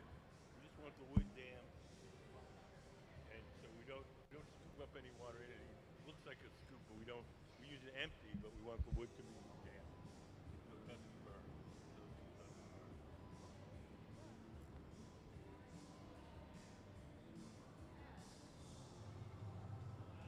Sarah's shaping the glass with a pad of wet newspaper. Just everyday ordinary newspaper, folded up and soaked in water. As long as the newspaper is wet, the paper doesn't burn too much, it doesn't leave any marks, and she shapes the glass.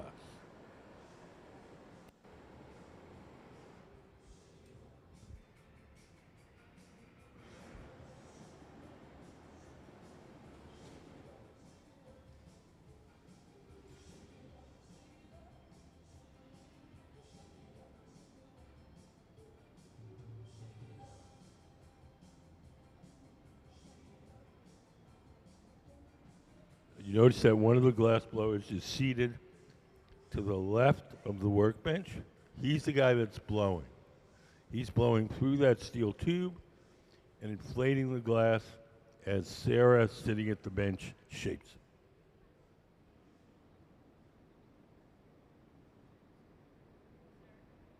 it. What do they start with? Well, we have a tank full of melted glass, and we take the pipe and we dip it in the melted glass, twirl it around, makes a little ball of glass on the end, and then the pipes are hollow, so we blow, and we make a bubble.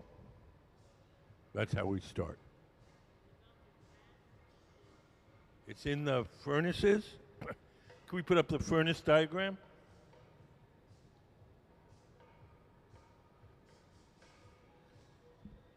So the machines where you see the doors closed, that's what it looks like inside.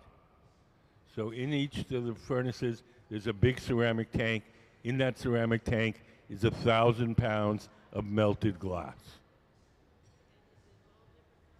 Nope, it's all clear.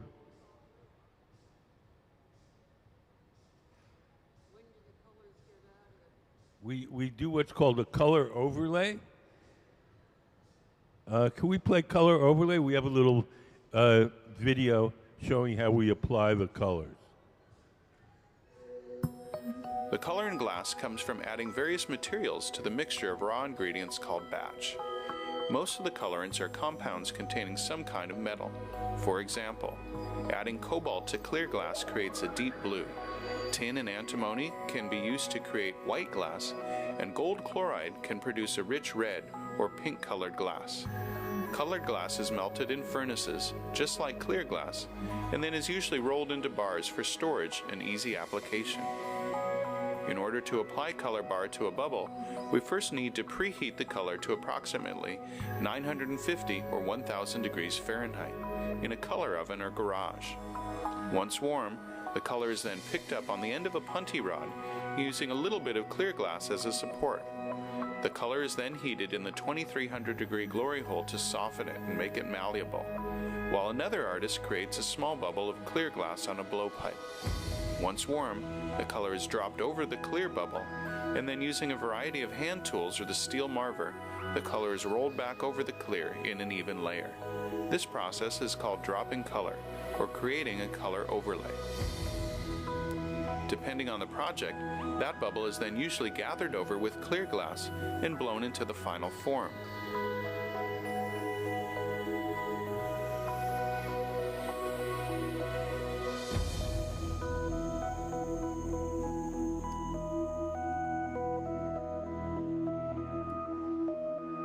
The finished product may appear to be all made from colored glass, but when viewed in cross-section, we can see that there is only a thin layer of color sandwiched between many layers of clear glass.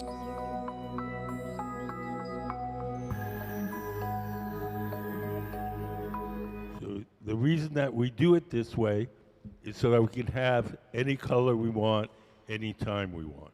If we were to fill the furnace with blue glass, we can only make blue things. If we coat each piece individually, we can have any color at any time.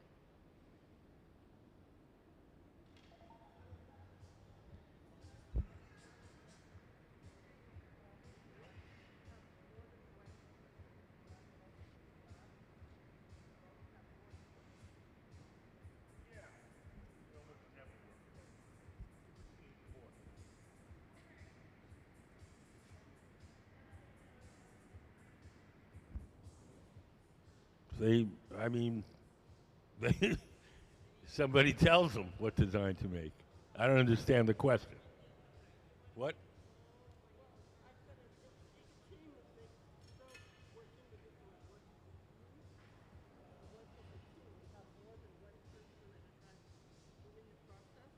Yes. I mean, you know, sometimes we're making stuff for the store. That's what we're doing today. So the store tells us what they want us to make. Sometimes we're working with various artists, and they have designs, and they. Sometimes we're just working by ourselves and make whatever we feel like it.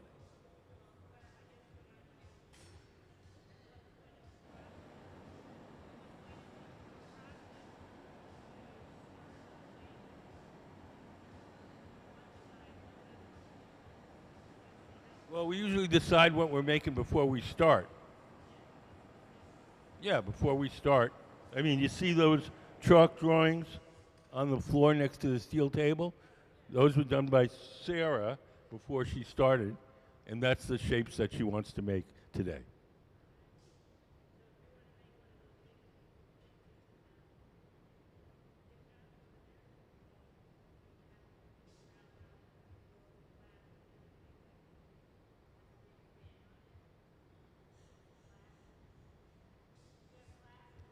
You lost me. Yes, there's a section of the store that's marked Museum of Glass, and those are all things that we made, but the store sells stuff from all over, so not everything in the store is ours. Do it, it'd just be heavy, difficult. Well, glass, we can stretch it. It depends what you're making.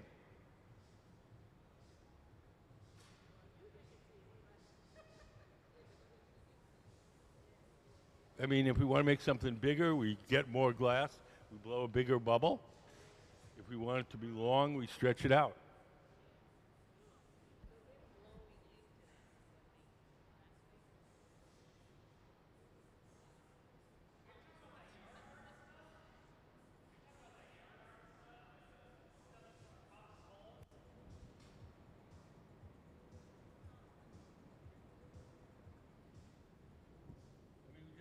If we use more glass and make something bigger when we're making something bigger. I don't understand what your question is.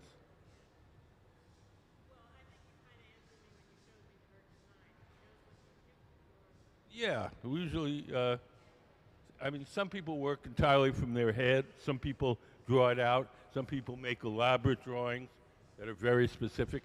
It depends on the designer, how they approach things.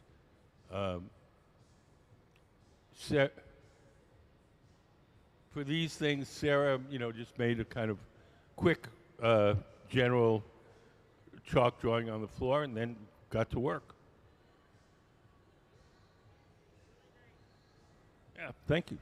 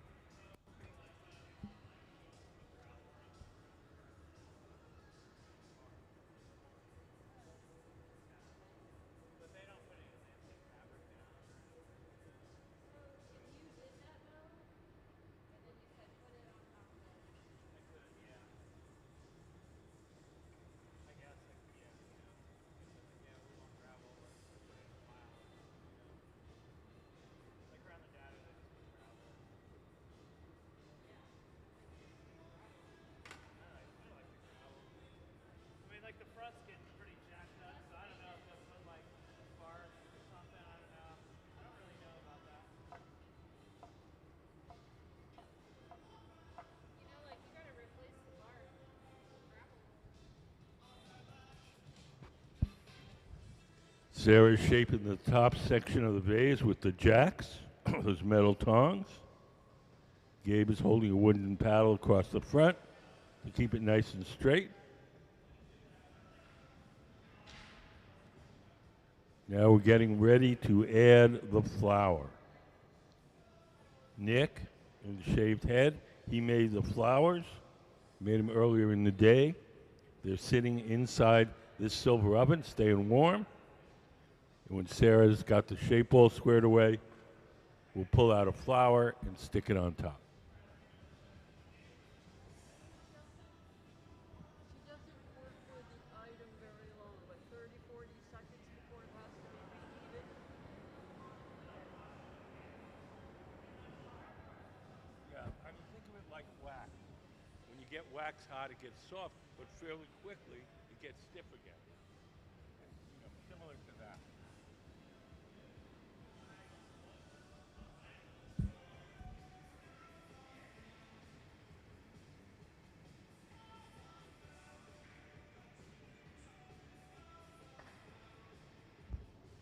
Sarah's lit up her torch. Nick is heating up the flour.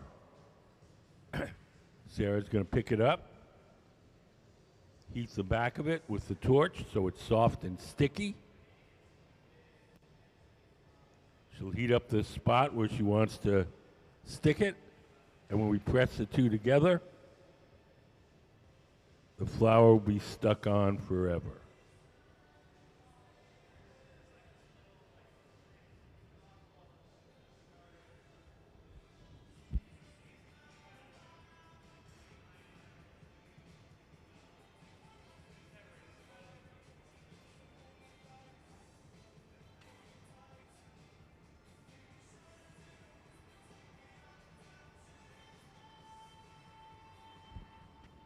So we're pretty much done with this vase.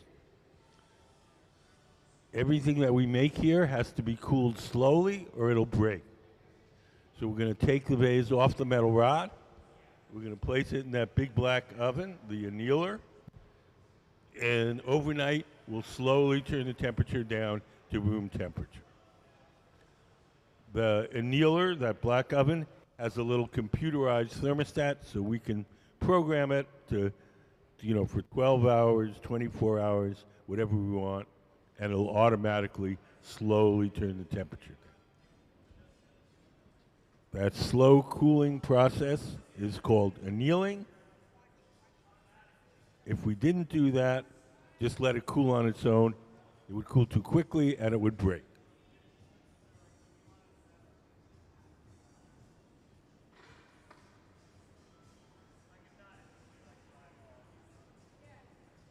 Soften a spot on the base with that torch. And then we'll take a metal stamp and stamp it with the museum logo.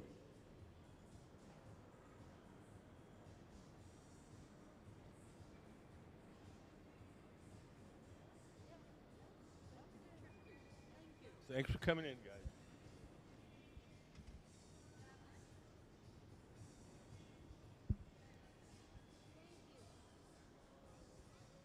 You're welcome. Do you have any other questions?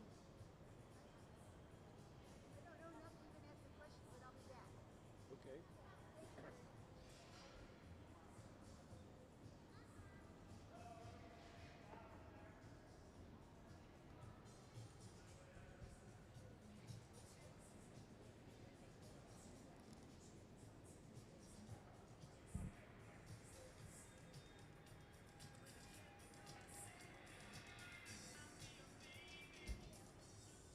So we're getting close to lunch.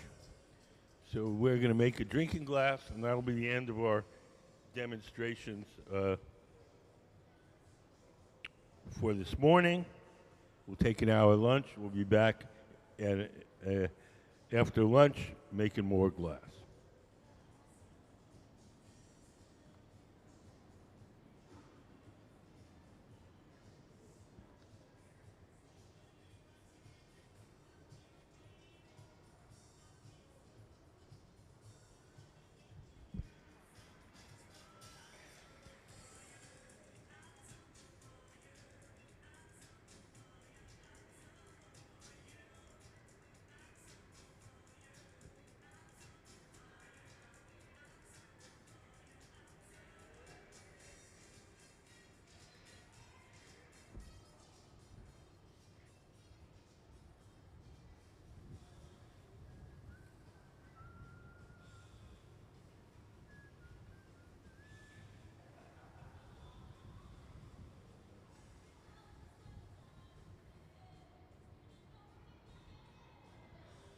So Sarah has dipped her pipe into the molten glass.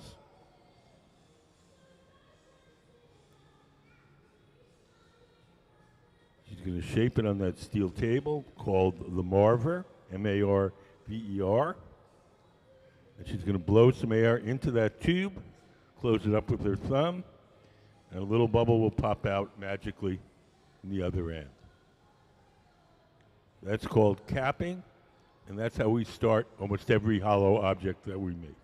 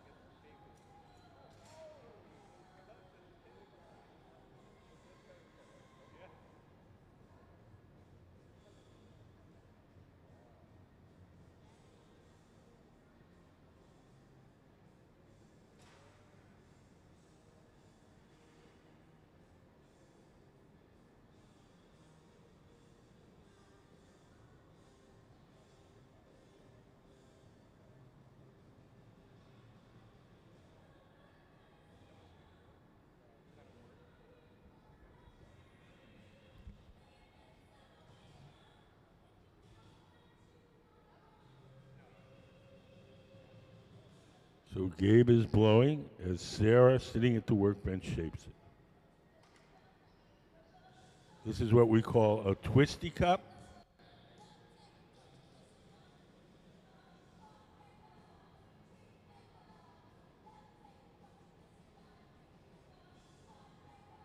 Blow the glass into a rib mold called the optic mold, and then we twist it, and the ridges formed by the optic mold spiral around. You get this nice tight spiral design.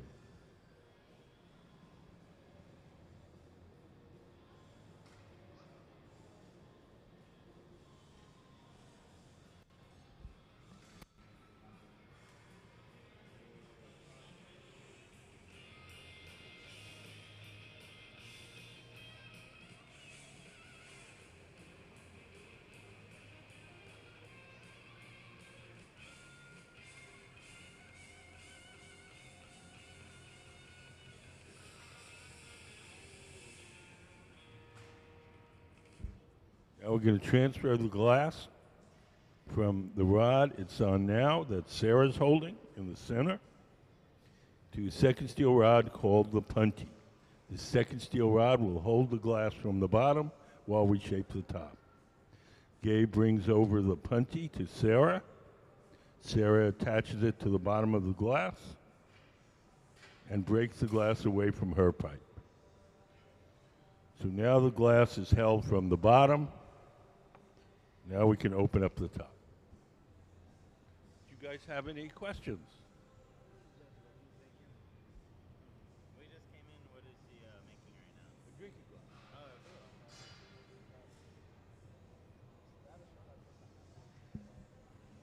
How hot is the pit in there?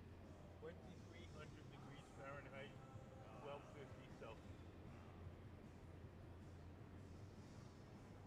And if you were to leave the steel rod in there for like a time, would it eventually like melt too,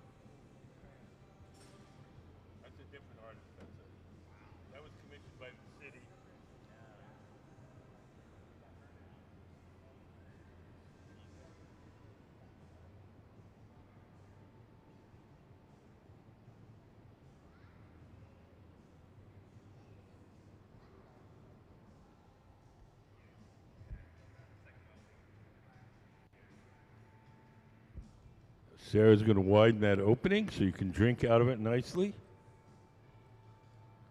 The tool in her hand is called the jacks.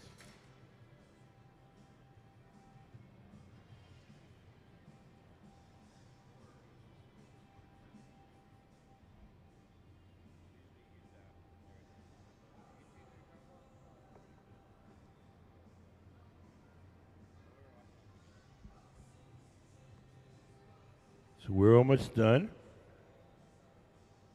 Everything that we make here has to be cooled slowly or it'll break. The slow cooling process is called annealing. So we'll take the glass off that metal pipe, we'll place it in that big black oven, when we'll turn the temperature down very slowly overnight, and the glass won't break. If we were just to take this now and just put it on the table and let it cool on its own, it would cool too quickly and unevenly, and it would break. So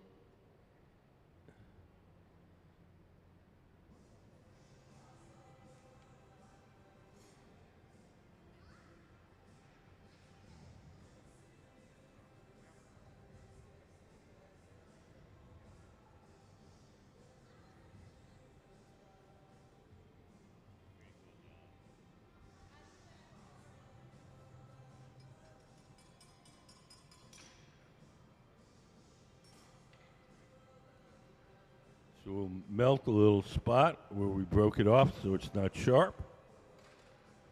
And over to the annealing oven to cool slowly overnight. So let's have a hand for the Museum of Glass Hot Shop team, Gabe Feenan, Sarah Gilbert, and Nick Davis.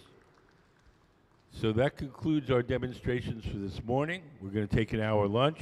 We'll be back in an hour making more glass. If anybody has any questions before I go to lunch, I'd be happy to answer them. Thank you. The color in glass comes from metals cooked into the glass when you first cook it up from scratch. Cobalt makes it blue, chromium makes it green, tin makes it white.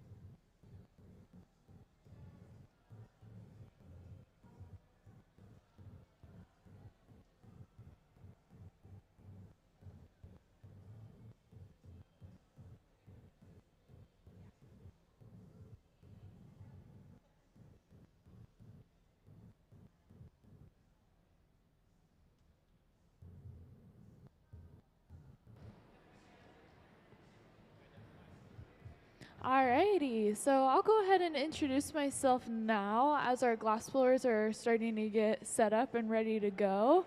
My name is Charlotte. I'm going to be your MC, so if you have any questions that come up while we're kind of doing the live demo on the hot shop floor, let me know. I'm here to kind of answer any wonderings that you might have, and I'm also going to kind of walk you through the process and also all the kind of important things that we have inside of our hot shop that we use as glass blowers.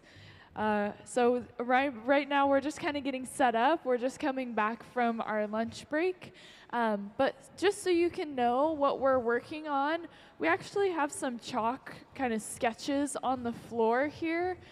So if you're kind of at a different angle, you might not be able to see them very well. But it's kind of got this round base, and it comes up at an angle, very like triangular opening.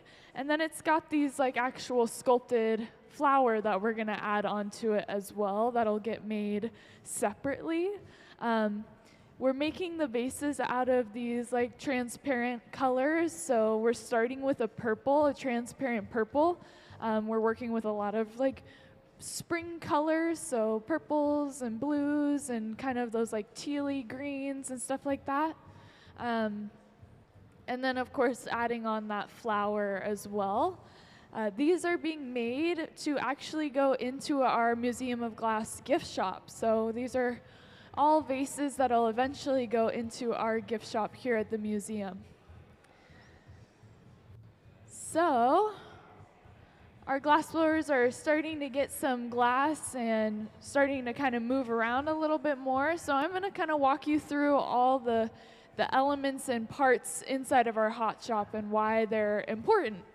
So the first thing that we're going to talk about is our glass furnace. So this is kind of the big furnace over here that has the door on it. It can actually kind of open and close. And we have two of them in our hot shop actually. They hold about 1,000 pounds of hot molten glass, and we keep them running 24/7. They never turn off. And it holds clear glass. So the glass does not have any sort of color already like pre-established in it. If we want color in our glass, we actually have to go and add it ourselves. So you'll notice that our glass blowers have some glass on the end of their pipes that they have actually colored by dipping it into this kind of rocky or chunky, crushed up glass that's been colored. And by kind of rolling that onto the surface and then melting it and getting it to the same temperature, they're able to color the glass. So if we were to kind of take a cross section of that glass that they have, if we were to kind of cut it in half, you'd see just a very thin layer of color, and the rest of the glass would be clear. There's no sort of like mixing that we do. We just kind of create these layers. The other important thing in our hot shop that we use is going to be what we call the glory hole. So it's this round chamber that's kind of glowing at you, and it's what is kind of causing it to be so warm in here. The glory hole is about 2,300 degrees Fahrenheit, and it's what allows us to keep our glass hot. So when it starts to cool down, we don't want to risk breaking or cracking the glass. We also want to be able to keep working with it, of course. We want to be able to manipulate it and change it and turn it into, a beautiful vase or a bowl or a cup. And so we have to keep it consistently warm and nice and hot. And so we do that by using the glory hole. The other important thing that you're going to see getting used today is what we call the garage. So this is the big kind of silver box here in the middle of the hot shop. This is at about 1,000 degrees Fahrenheit, and I like to call it kind of the waiting room for the glass. So it allows us to store things in there, kind of pull them in and out. And it also allows us to preheat stuff. So any glass that we want to use that's room temperature, we can put it into the garage, and it'll slowly heat it up to a temperature that is safe for us to then put it into the hotter temperature. So yeah, you'll see our glass artist kind of using that as well. Pulling out color from the garage is mostly what we'll be doing. But right now you'll see that we're making a little flower. So that's the little flower that is going to go onto the vase that we're making. And you can see how they kind of just continuously add little kind of beads of colored glass onto the base, like basically that center of the flower. And as they're working with it and it starts to cool down, you can start to see that color show up a lot more as well.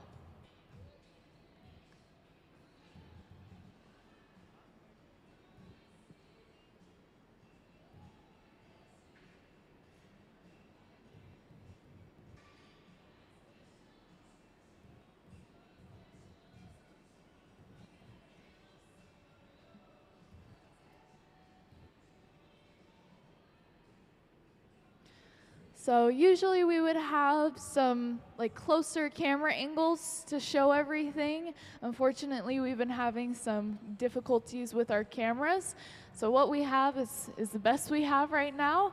But it does it is helpful if you kind of get closer looks here and there.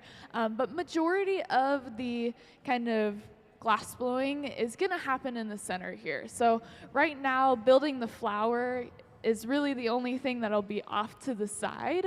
Meanwhile, the rest of the process will be here in the center, just in case you want to like adjust where you are at all. I also always suggest to people taking that time to kind of walk up and around and onto this little balcony up here. Gives you a really cool kind of bird's eye view of everything that's happening as well.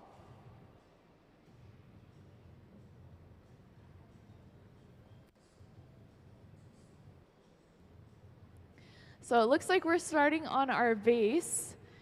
You can see that Sarah, who's sitting at the bench right now, has gotten a little bit of glass onto the end of a blowpipe. So that's how we're going to start the vase. We want it to start on a blowpipe. It looks like she wasn't happy with that one, so we're getting a different blowpipe. We're going to get a little bit of glass on the end of it, and it's going to allow us to actually blow that air into the glass from the opposite side of the pipe. Meanwhile, Gabe, who is now at our center bench, is actually sectioning out and preparing the color that we're going to be using. So this is a good example of when you can see how we get that glass out of the glass furnace. We kind of dip the pipe inside and rotate it and kind of gather up this glob of hot molten glass. You'll see that she's now kind of rolling it out on the marver table.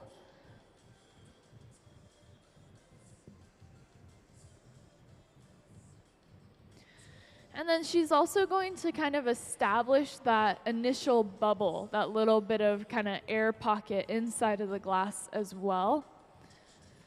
So if you look close enough, you'll be able to actually see it kind of start to inflate. And this is just so that it's already in there, so that as we kind of add those layers upon layers of glass, it's already established. We don't have to worry about trying to get that bubble in there. And we're now going to get prepared to add the color that's going to color the entire piece. This is what we call a color overlay, or also color dropping. So you're going to see that she's going to section out a little part of this colored glass that's kind of in a bar form. It's a little different than the glass that we were using to color on the other side of the hot shop. She's gonna hold the blowpipe up towards the sky, and actually we're gonna come over with that color, drop it, and kind of let it drip onto the surface of that clear glass. And we're gonna kind of create like a little hat right now for our glass with this color. Eventually, she's going to actually start to spread that color across the entire surface so that that color is the only thing that we see, and we don't see any more of that clear kind of shining through.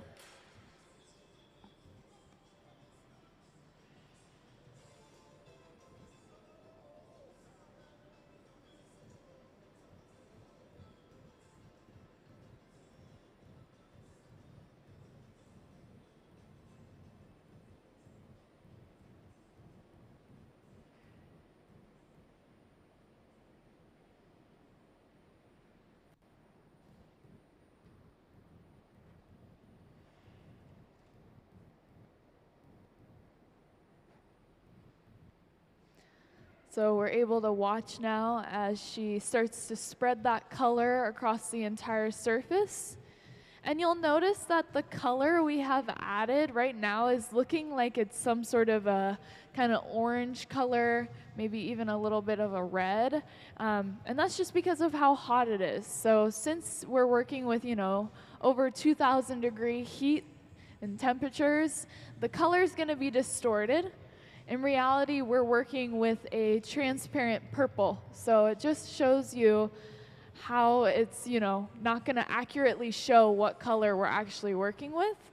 The only time where we'll see the true color is pretty much right towards the end when the piece is as cold as it's going to get before we put it away. So since we keep it really hot, seeing that color doesn't really happen until right towards the end.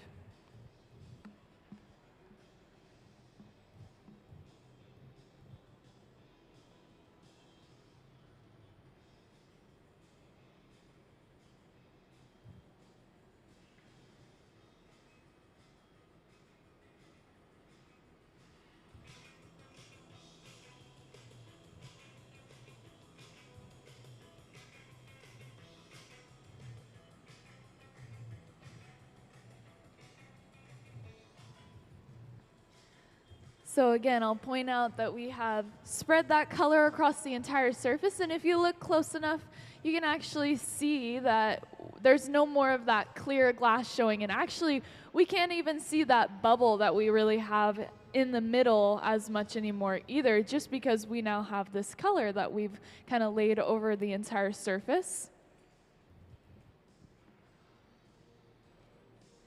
For those of you that are just joining us, welcome in. We're working on some vases that you can actually see there's some little chalk sketches here on the floor, if you can see that far away. They have kind of this round bottom that comes up at like a triangular kind of opening, and then we're adding these little kind of sculpted flowers that we made onto the vase as well. We just started the process. So far, all we've done is just gotten our first gather of glass, and then we've added the color on top as well. And right now, you'll see that we're getting that second gather of clear glass on top of the color. So we're kind of creating like a sandwich. We had that clear glass, and then we had the color, and now we're doing more clear glass. You'll see that she's now encasing it kind of with that clear glass. It's all hot again, so we're able to start shaping it a little bit more. We're using this wooden tool that we call a block. The block allows us to get an even temperature across the entire surface of the glass, and it also helps to make sure that our glass is centered around the pipe. So that when we start to blow that air into the glass, it won't blow lopsided, right? We want it to evenly fill the glass, not kind of go to one side or the other.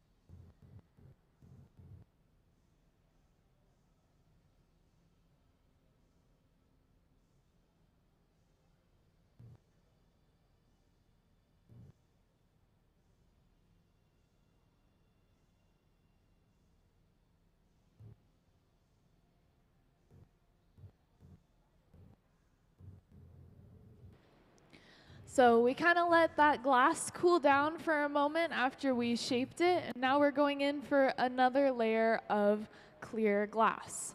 So what we're doing right now is just trying to build up mass. We want enough glass to work with that we can make, a full vase. So she's trying to collect up enough glass to be able to work with it. She also did something that we call a strip gather. So a strip gather is when we actually allow some of that glass to kind of strip itself off, just creating a little bit of a thinner layer. And you'll see now we're just going over cooling down that pipe after gathering, after being inside the glass furnace.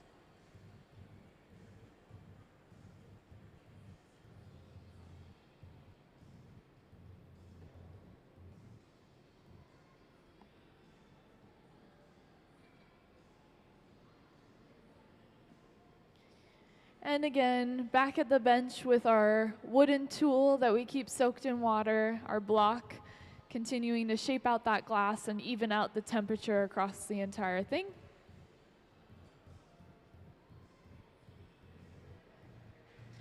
So the beginning of a, piece is a little bit of a slower process. It takes quite a bit of time to just build up and establish kind of the initial shape that we need. But pretty soon here, we're going to start to see the development of the vase, and we're going to start to see it kind of come together as we start blowing air into the glass and kind of expanding it, and then also going in and shaping it.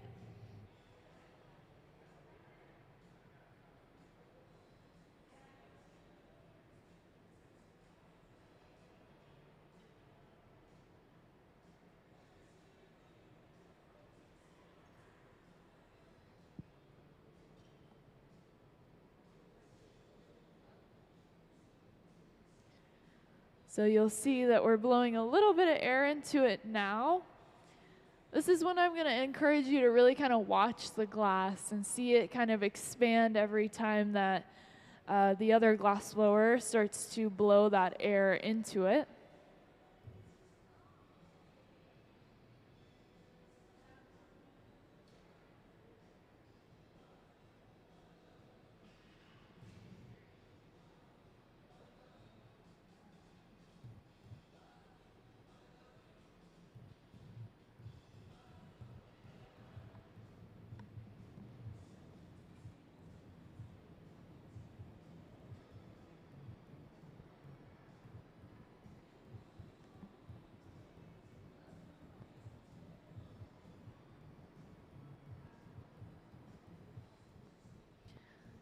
And you'll see that we're also using a little bit of a different tool than we were before. This is what we call our papers.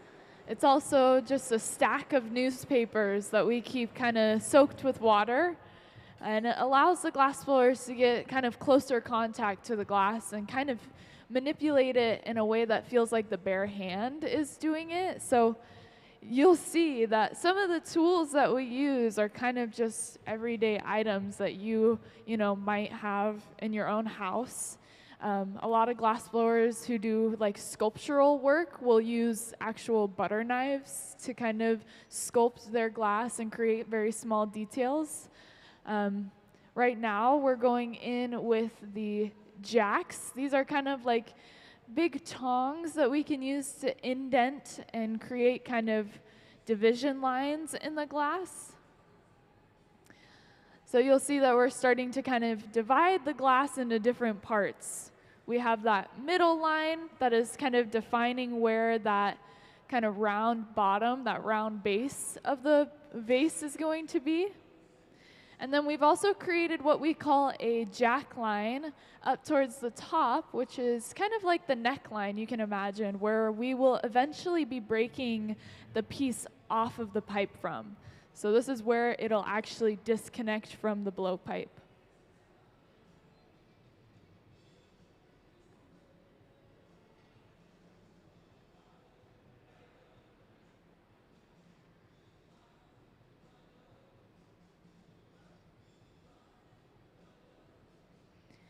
And you can already see how we've gone from, a small amount of glass on the end of a pipe to already something that's a completely different and new shape. Pretty quickly it happens where we go from just kind of this glob of molten glass on the end of a pipe to suddenly we have, a blown piece.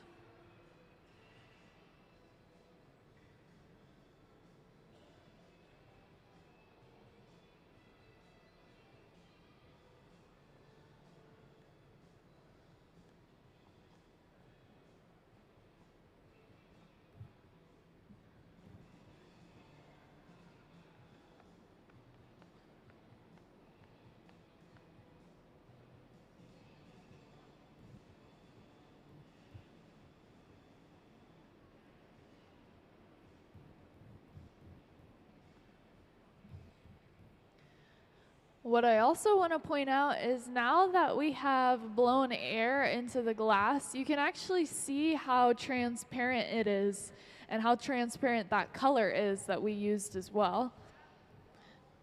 And then in some areas, we might start to see that kind of transparent actual purple color showing up a little bit more as well. She's going in right now with a wooden paddle to actually flatten the bottom and create kind of a base for it to rest on.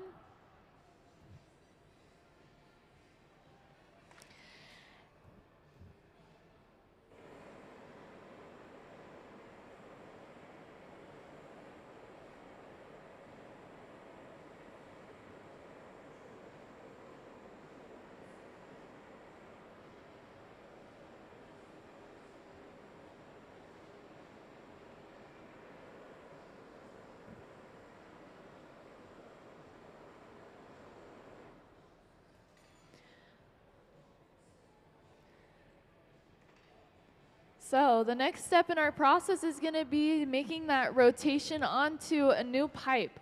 So this is always a very kind of exhilarating part of the process and definitely something that everyone loves to see.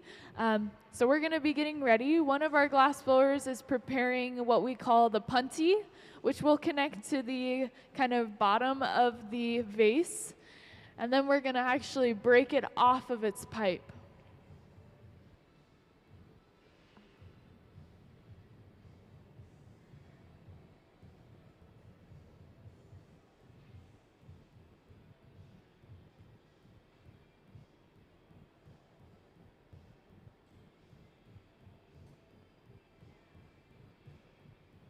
All right, so that jack line that we made earlier is pretty important right now because it's kind of our weak spot in the glass, and we're going to further target that spot, continuing to weaken it so that it will break successfully.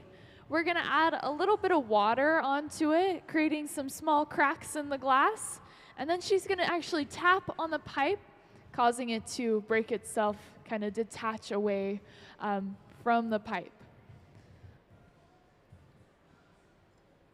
So again, it's kind of just a process of weakening one specific area in the glass, trying to make sure that we kind of ensure that that one spot is going to break and nowhere else, because we definitely don't want to see it break in any other location other than the one that we want it to.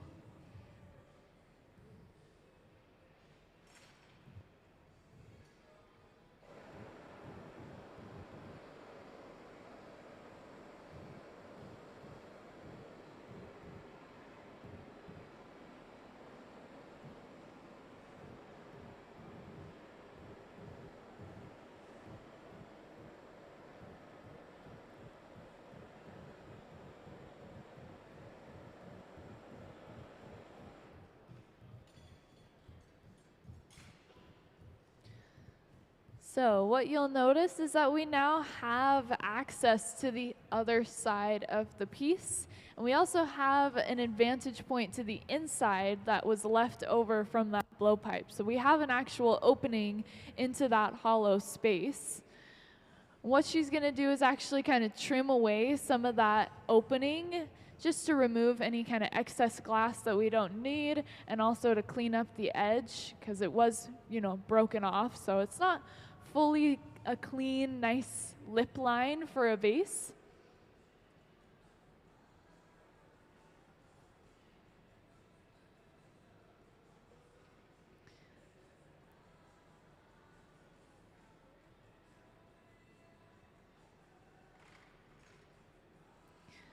So you'll watch as she kind of pinches at that opening, kind of separating that glass out and away from the rest of the piece.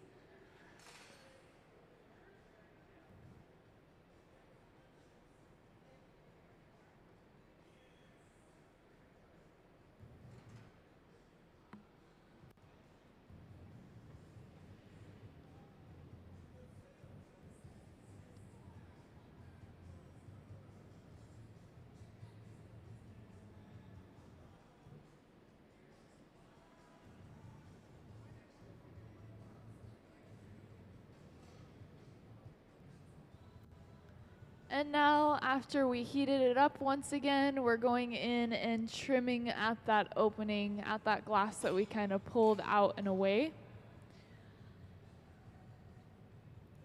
And now we're kind of towards the finishing touches of starting to kind of open that opening of the vase to make it kind of this more angular structure, kind of this almost like a triangular shape kind of at the opening. And then we're going to add that little sculpted flower that we made earlier, and then we'll actually be all finished.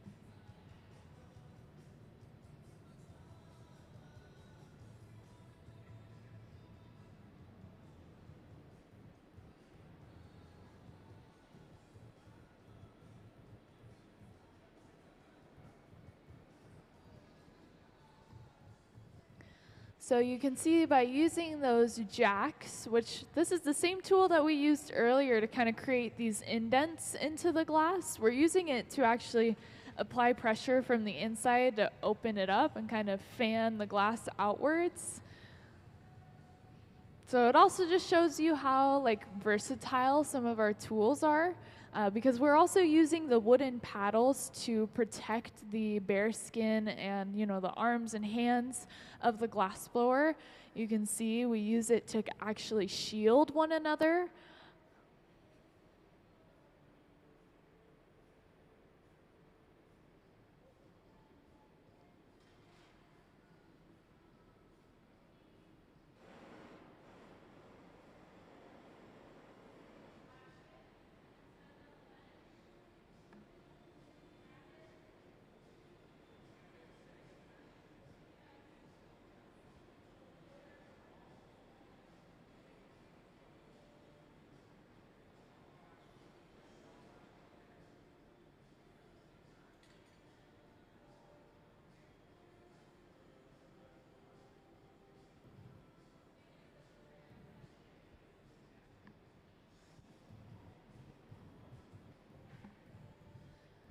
So while they go ahead and get that flower prepared that's been hanging out sitting in the garage, which I talked about a little bit earlier, it's kind of again like a waiting room for our glass that allows it to stay at this stable and safe temperature where it's not too hot and not too cold.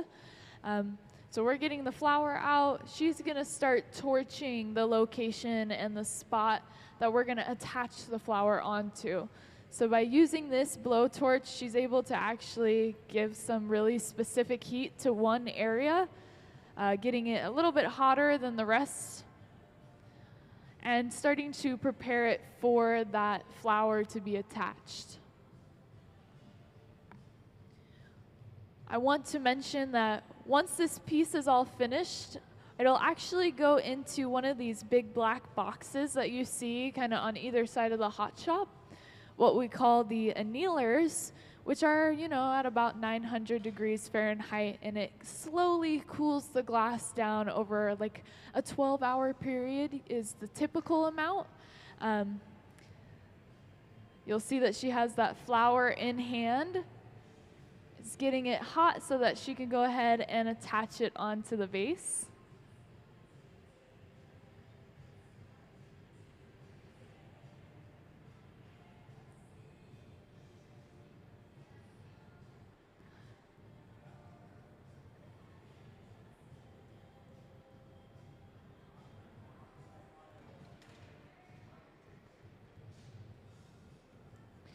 So she's just going in, making sure that it's really nice and stuck on there, because we don't want it to, get too cold and just pop off.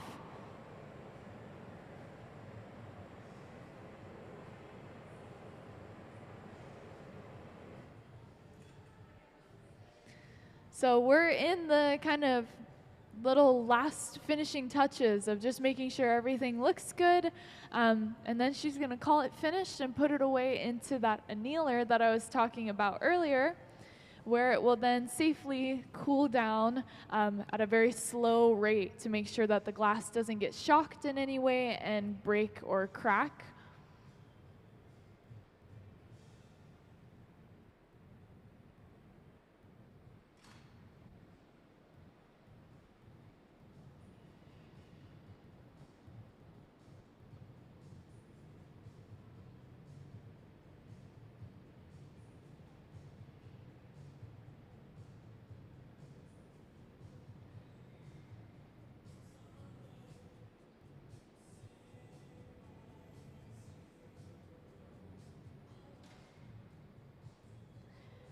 And I do believe that the flower we added has a yellow center with the blue petals. And now that the glass has started to cool down quite a bit, we're seeing that really beautiful purple color kind of show up. And the flower is starting to kind of show its true colors as well.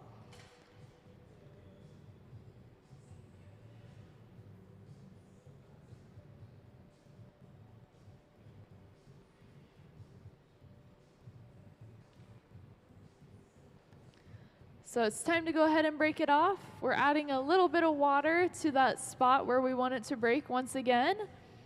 The other glass floor is all protected, ready to grab hold. And tapping it off. They're going to go ahead and actually set it down and blow torch the bottom of it.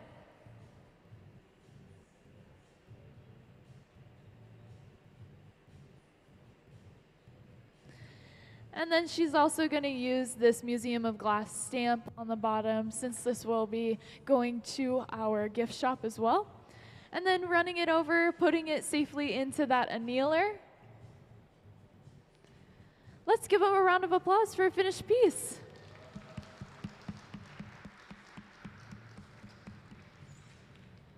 All right, so they'll be starting on another one shortly. I do believe this is what we'll be working on for the rest of today. So if you want to see the process again, we might actually use some different colors at some point as well. So we'll just be starting over in a little bit here. Otherwise, if you have any questions, I would love to answer them as well.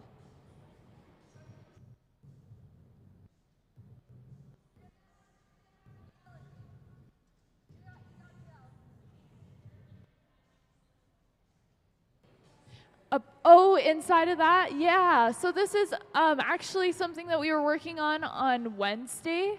So on Wednesday, we had the hot shop being rented.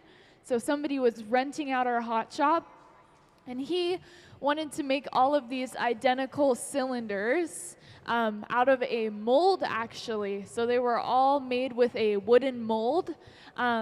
What's going to happen to those cylinders is they're going to be cut in a very specific way so that they can then be heated up again and turned into flat panels of glass. And then those flat panels will be cut into smaller pieces to make sconces and like indoor interior lightings.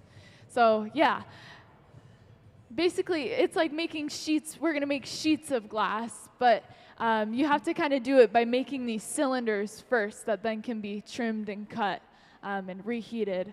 So yeah, we have a bunch of them. I mean, they were, filling up all of our annealers. Good question, though. Thank you.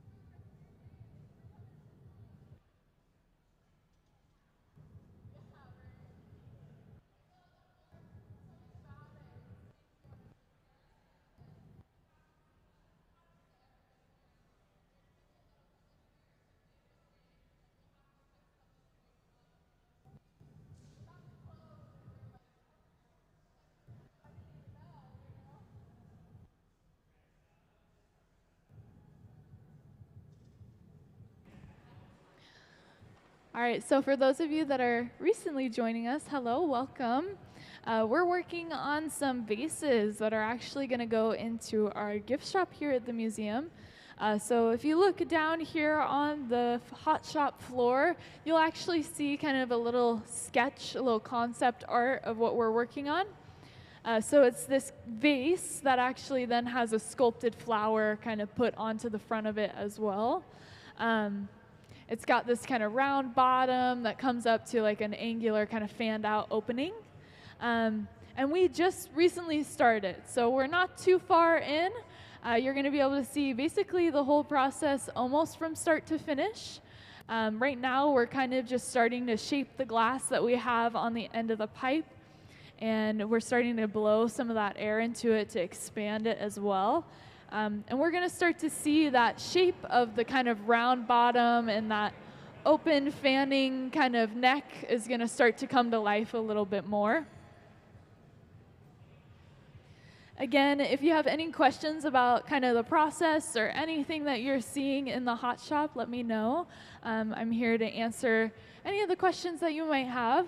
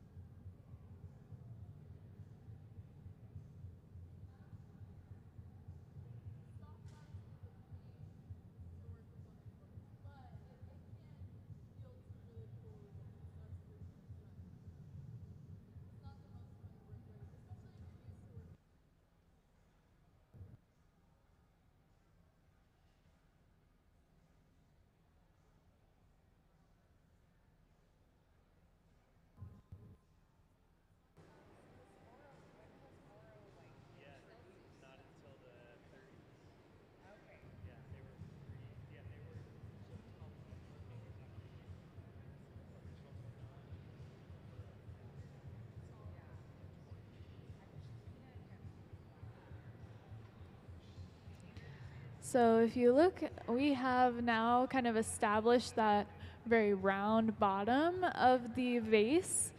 And we're going to go ahead and actually start adding that kind of flat bottom to the piece. This is creating the surface where it would like be able to rest on a table. And we use this wooden paddle actually to kind of create that flat surface. The paddle is used for also shielding the other glass blowers and protecting their bare skin from the heat as well. So it definitely has multiple uses.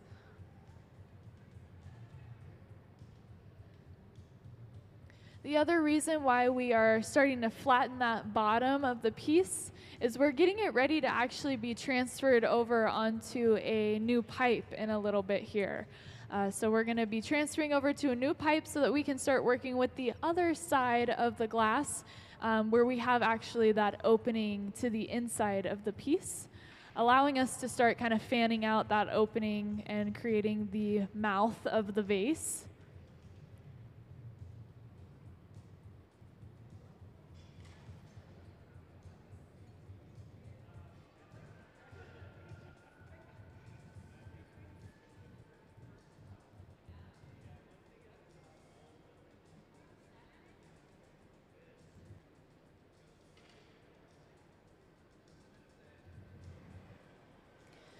And it looks like just like the one that we had made previously before this, it's this very beautiful transparent purple color.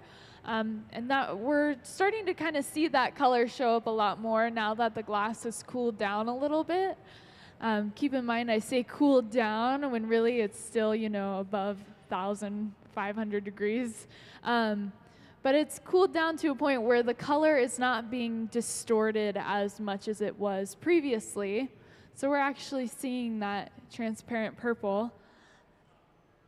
And what we're going to be doing now is actually switching over to our pipe, our new pipe. So one of the other glass blowers has prepared what we call the punty. This is a solid rod that has a little bit of glass, kind of just a glass bit on the end that we're going to kind of heat up just a little bit and then attach it so that we can go ahead and break off of our original blowpipe.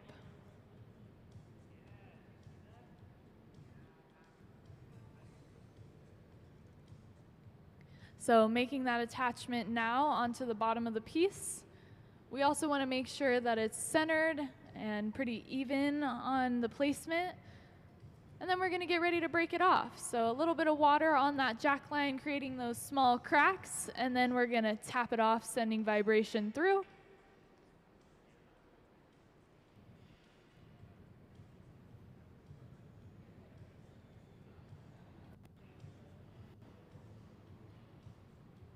So there's a brief moment here where the punty is still warm enough that we can make some small adjustments to the placement of the punty. So you'll see that she's kind of adjusting, making sure that we are actually centered on the pipe while that punty is still hot, because it will pretty soon here cool enough that it's not going to be actively moving anymore.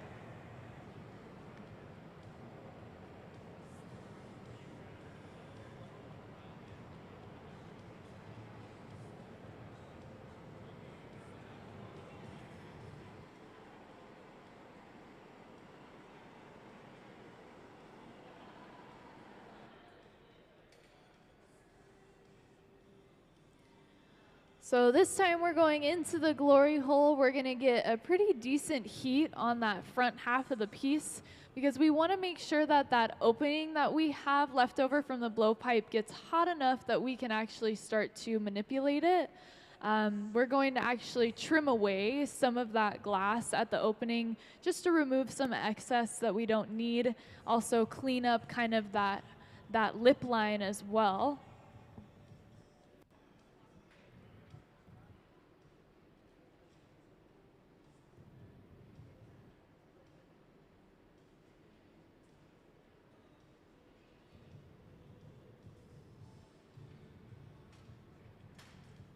So you'll be able to see her start to kind of pinch at that opening, starting to pull that glass out and away from the rest of the piece.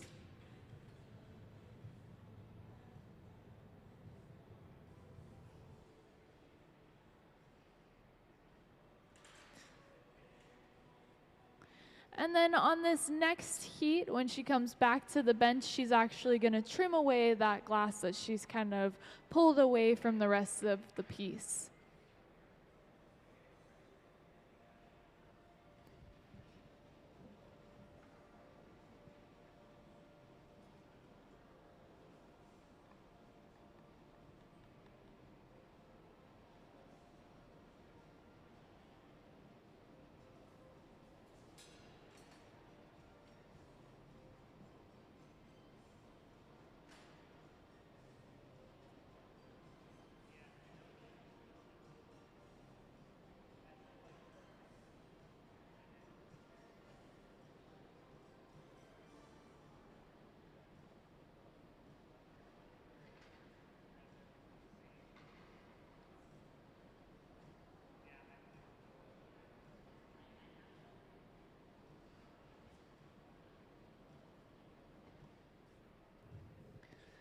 So we're now going to go from the inside of the piece, because we do have that hole, that opening into the vase that we're able to insert our jacks into and actually start to kind of fray open, kind of fanning out that opening to the piece.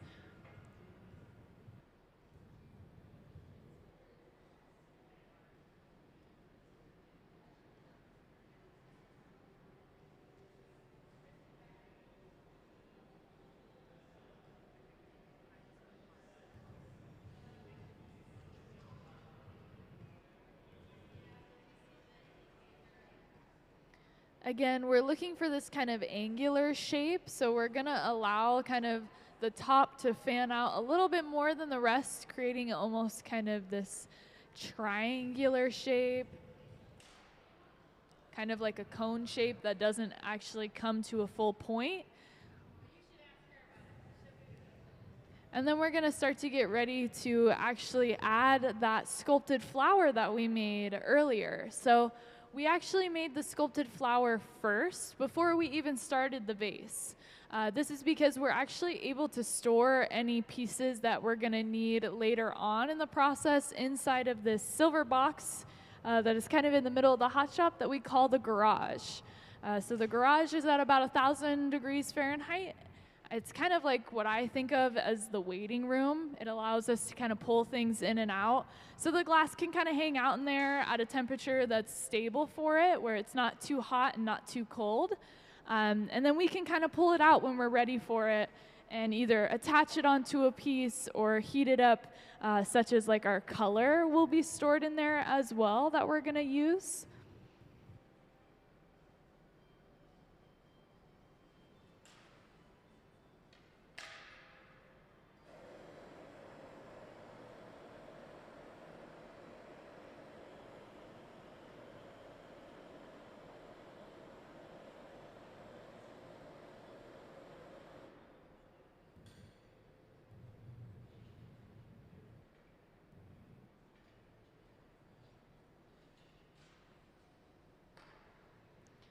So we're gonna start going in with this really hot torch so that we can start to kind of heat up the certain area where we're gonna attach that flower. So this torch allows us to get some specific heat just in one central area. Unlike our blowtorch, which does allow us to have specific heat in certain areas, but on a smaller piece like this, it's just getting us that heat kind of quicker instead of having to pick it up and go back and forth consistently. So she's gonna use that blowtorch to not only heat up the vase, but also to heat up the flower and where it's going to attach itself onto the vase. The flower is a yellow center with blue petals. And again, the color is kind of there, but a little bit distorted just because of how hot it is. So she makes the initial attachment of that flower, and now she's just gonna go in and really make sure that it is attached so that we don't have it, you know, popping off either while we're still working with it or once it's put away.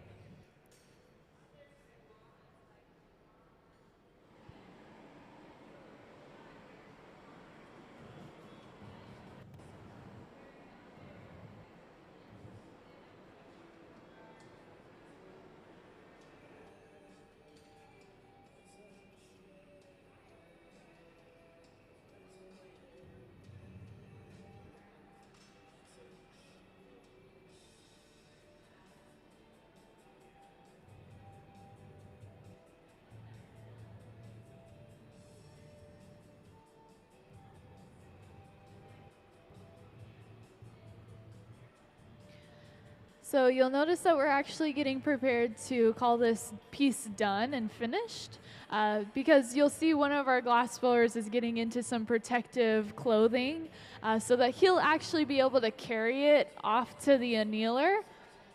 The annealer is the big black box that you see on the far sides of the hot shop. And this is where we put our glass pieces when they're finished to slowly cool them down. They have to be cooled in a very specific environment. A little bit of water. We're getting ready to go ahead and tap it off. We're now going to torch that bottom of the piece so that we can get ready to put the stamp onto it. Yeah, a round of applause. Safely it goes into the annealer. Again, it'll stay there probably overnight and we'll be able to see them all finished tomorrow. One more round of applause for our hot shop.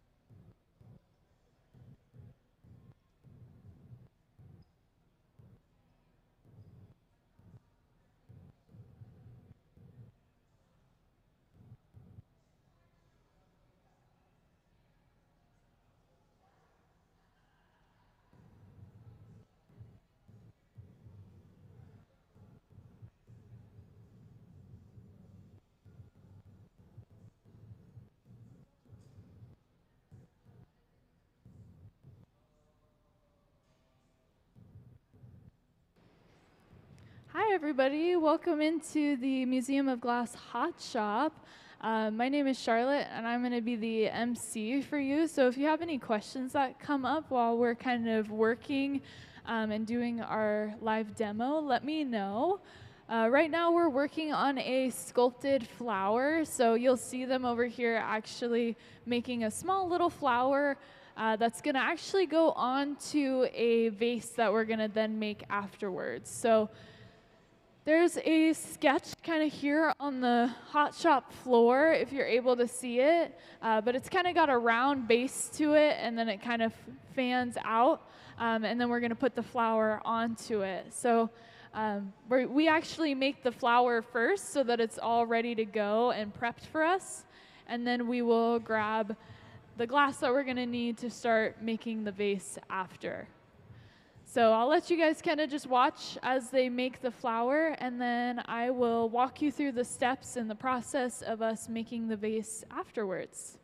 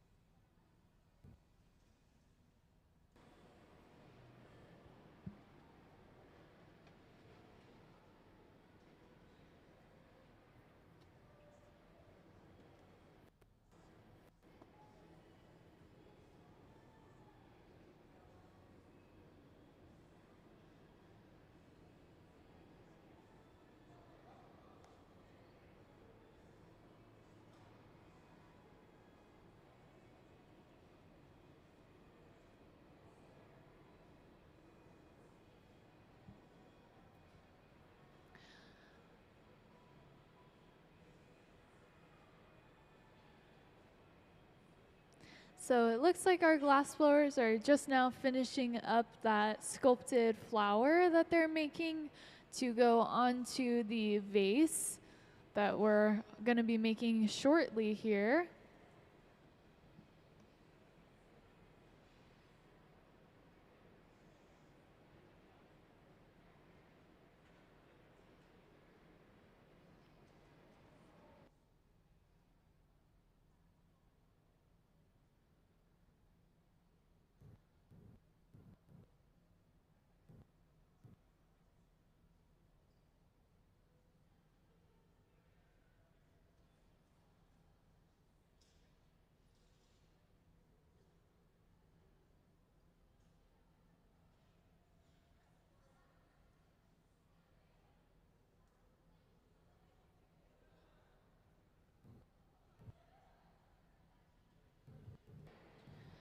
And what I'll go ahead and point out now is that one of our glass blowers has actually grabbed the color that we're going to be using out of that garage. So you'll notice that there's a little bit of color on the end of this pipe that he's going to start heating up. Right now he's actually just cooling down the pipe so that he can get a better grip on it a little higher up. The color that we're using on our vase comes in this kind of bar form. So it comes in these long bars of color that we then can break into smaller kind of bite-sized pieces that we then preheat and then heat up to the same temperature as the rest of the glass so that we can actually then like drip it onto the surface and color an entire piece. So all of the color that we add to our glass is added manually, and none of the glass in our glass furnaces is going to be colored in any way. It's just completely clear, and then we have to actually go in ourselves to add the color. It looks like that flour is all finished, so it's now going into the garage as well.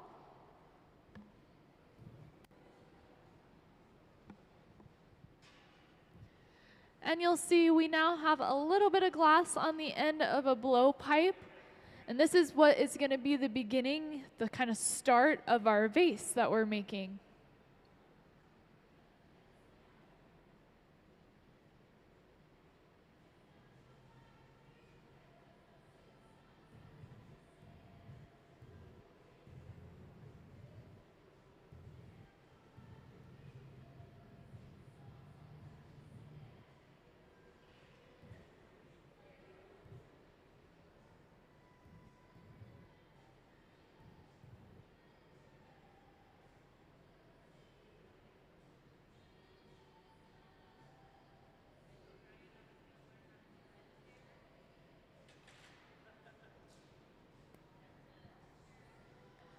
So you'll also notice that clear glass that we have on the end of the blowpipe now also has a bubble inside of it. So if you look close enough, you'll see that small little air pocket that has been established inside of the glass. And we're going to go ahead and get ready to add that color that we have on this rod on the end of this other pipe, ready to be added onto the clear glass that we have on the blowpipe. So you'll see that she's separating out a little bit of that colored glass now.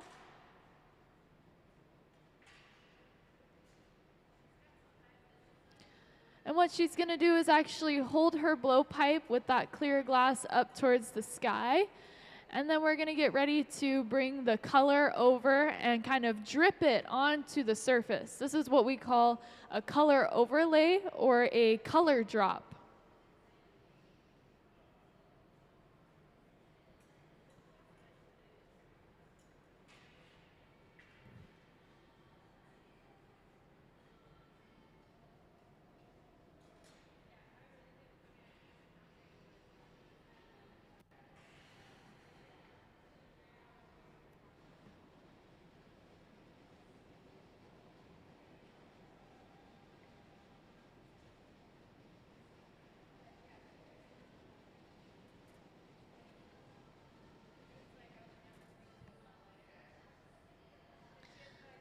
So now that we have that color kind of dropped onto the surface of our clear glass, we're going to see her start to spread that color out and across the entire surface. So we're basically covering up and creating a new layer of glass on top of the clear glass. And we're building this almost like a sandwich. We're going to have a layer of the clear glass, then the color, and then we're going to put another layer of clear glass on top of that color.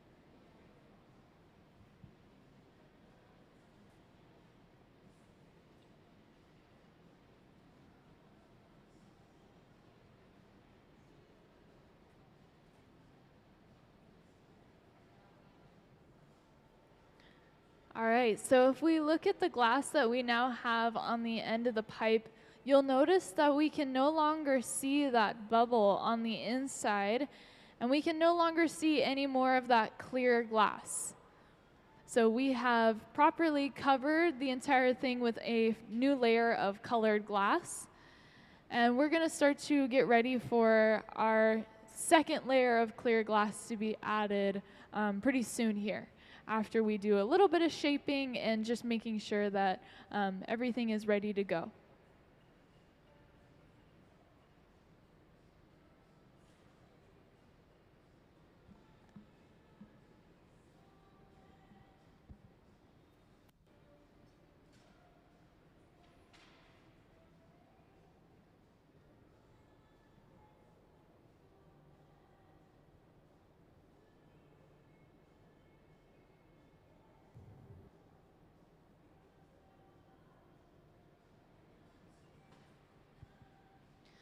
So you'll see going into the glass furnace now, and you'll notice how she kind of rotates her pipe while inside of the glass furnace to pick up a new layer of molten glass. And when it comes out, it's going to look like it has kind of this yellowy, orangish color to it, but really it's just because of how hot it is. Again, we're working with over 2,000 degree temperatures, so everything is pretty hot in our hot shop. Hence the name. But the kind of large chamber that you see here where we're reheating our glass is at about 2,300 degrees Fahrenheit, just to give kind of a reference of how hot everything is that we're working with.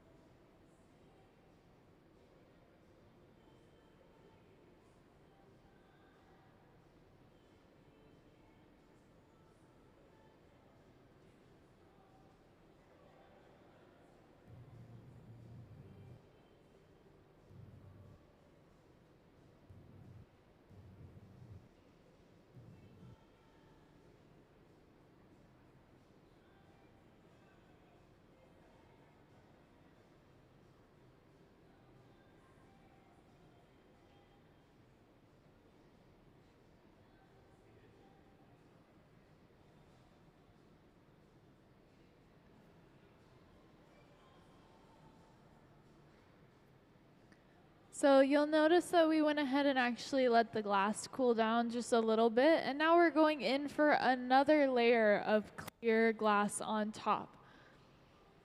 So we're kind of just building up how much glass we have to work with so that we have enough glass to be able to make this vase. So right now we have 3 layers of clear glass and then the colored layer kind of sandwiched in between. And now that we have all this glass on the end of the pipe, we're going to be ready to start shaping it into the vase. So again, we have this kind of sketch of it, this little drawing down here on the floor of the hot shop. It has this kind of round base, and then it fans outwards. And then we'll be also adding that little sculpted flower onto it as well. So this is when we're going to start to see more air being added and blown into the piece. And we're also going to see it starting to get shaped a little bit more by our glass blower as well.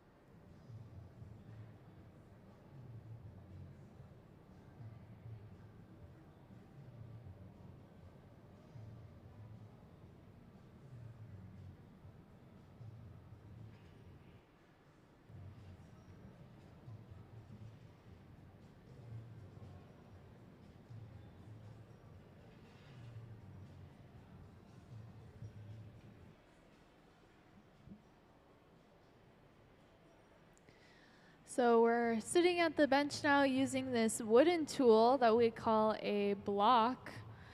It actually stays soaked in water so we can use it on the hot surface of the glass. And now you're going to see that we're going to heat it one more time, and then we're going to use a different tool that we call the papers.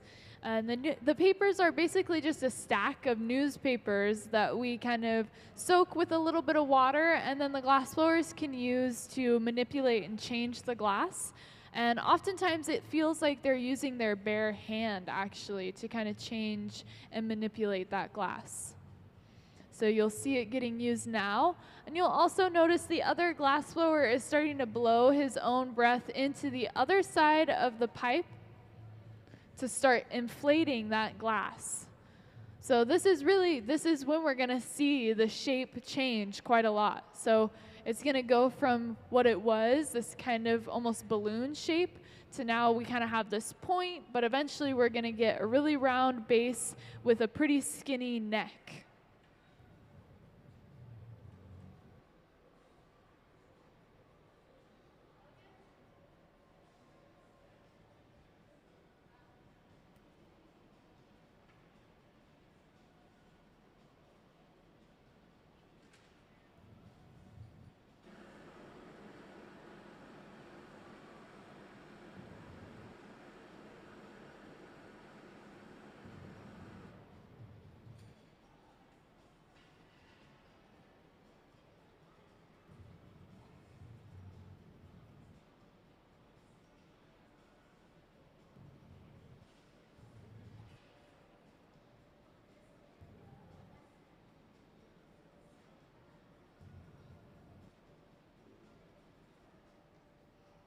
So you'll notice that our glass blower is using a tool that we call the jacks. And they kind of allow us to get indentation and kind of lines into the glass, almost these grooves. And she's actually created two. So one kind of in the center of the piece and one that's up towards the top where the glass actually meets the pipe. This one that's closer towards the pipe is where we're actually going to be breaking the glass piece off from. So eventually it'll be really important for us to be able to get the piece off of the pipe and onto a new one, because we can't do everything off of the one singular pipe. We have to eventually be able to access the glass from the other side. And so that's when we'll actually break it off so that we can work with the other end of the glass.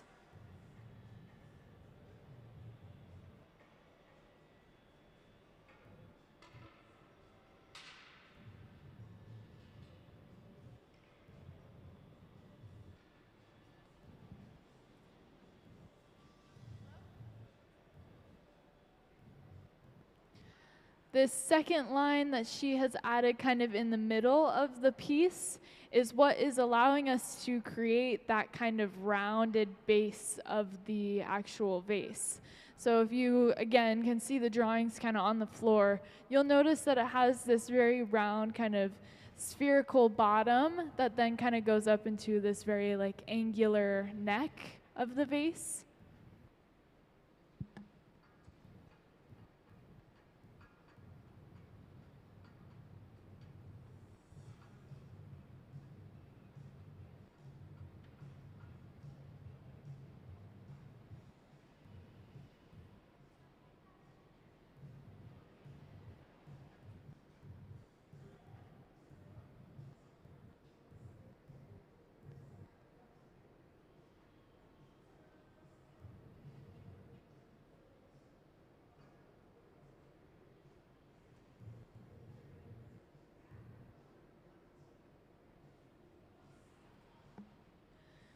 What we're doing now is actually creating the kind of flat bottom of the piece.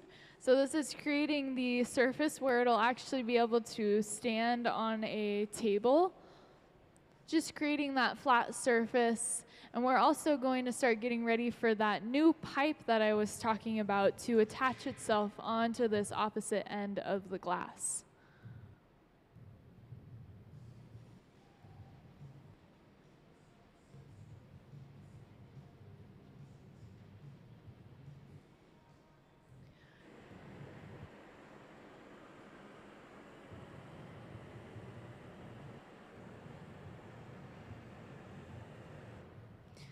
What you'll also notice as we start to get ready for that new pipe is that we're starting to see the kind of true color of the glass. The color that we added to it is starting to show up a lot more.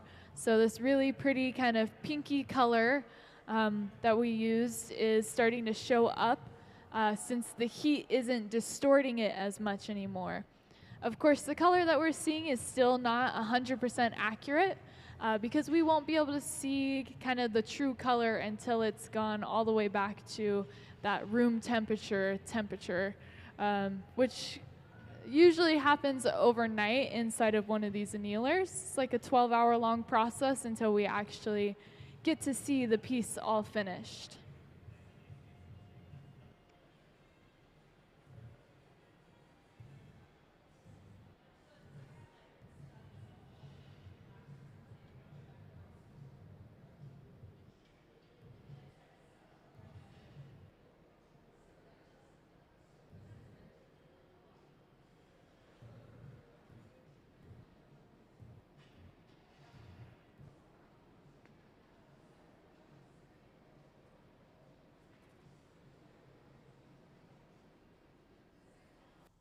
So here comes our new pipe that we're going to go ahead and attach to the bottom of the piece.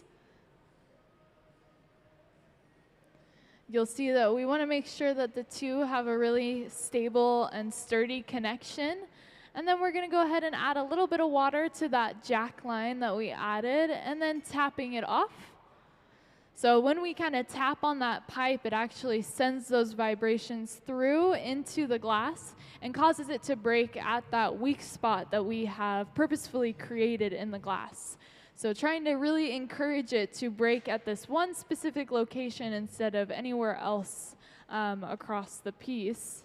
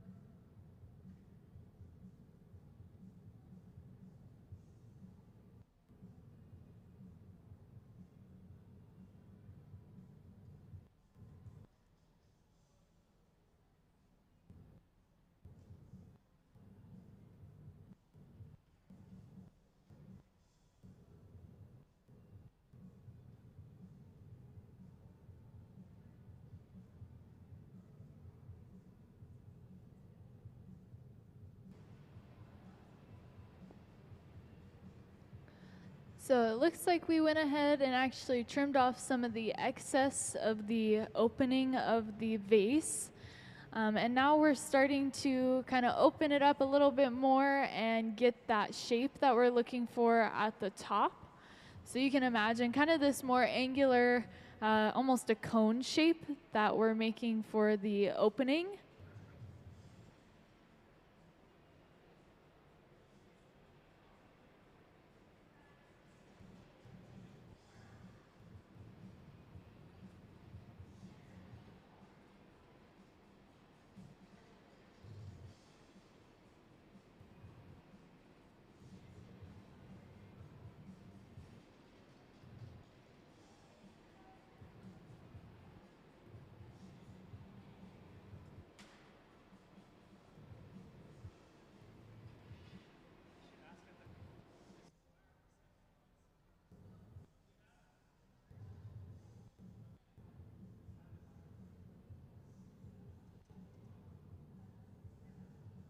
So I see that we have a choir in the audience with us.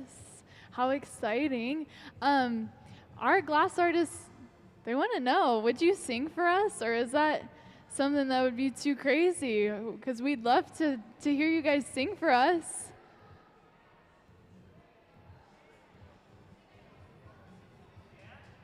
I think it might be a yes.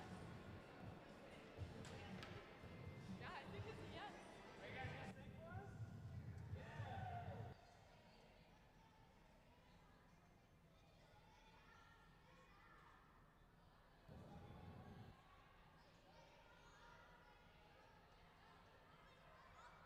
What, you want me to say the name Neve?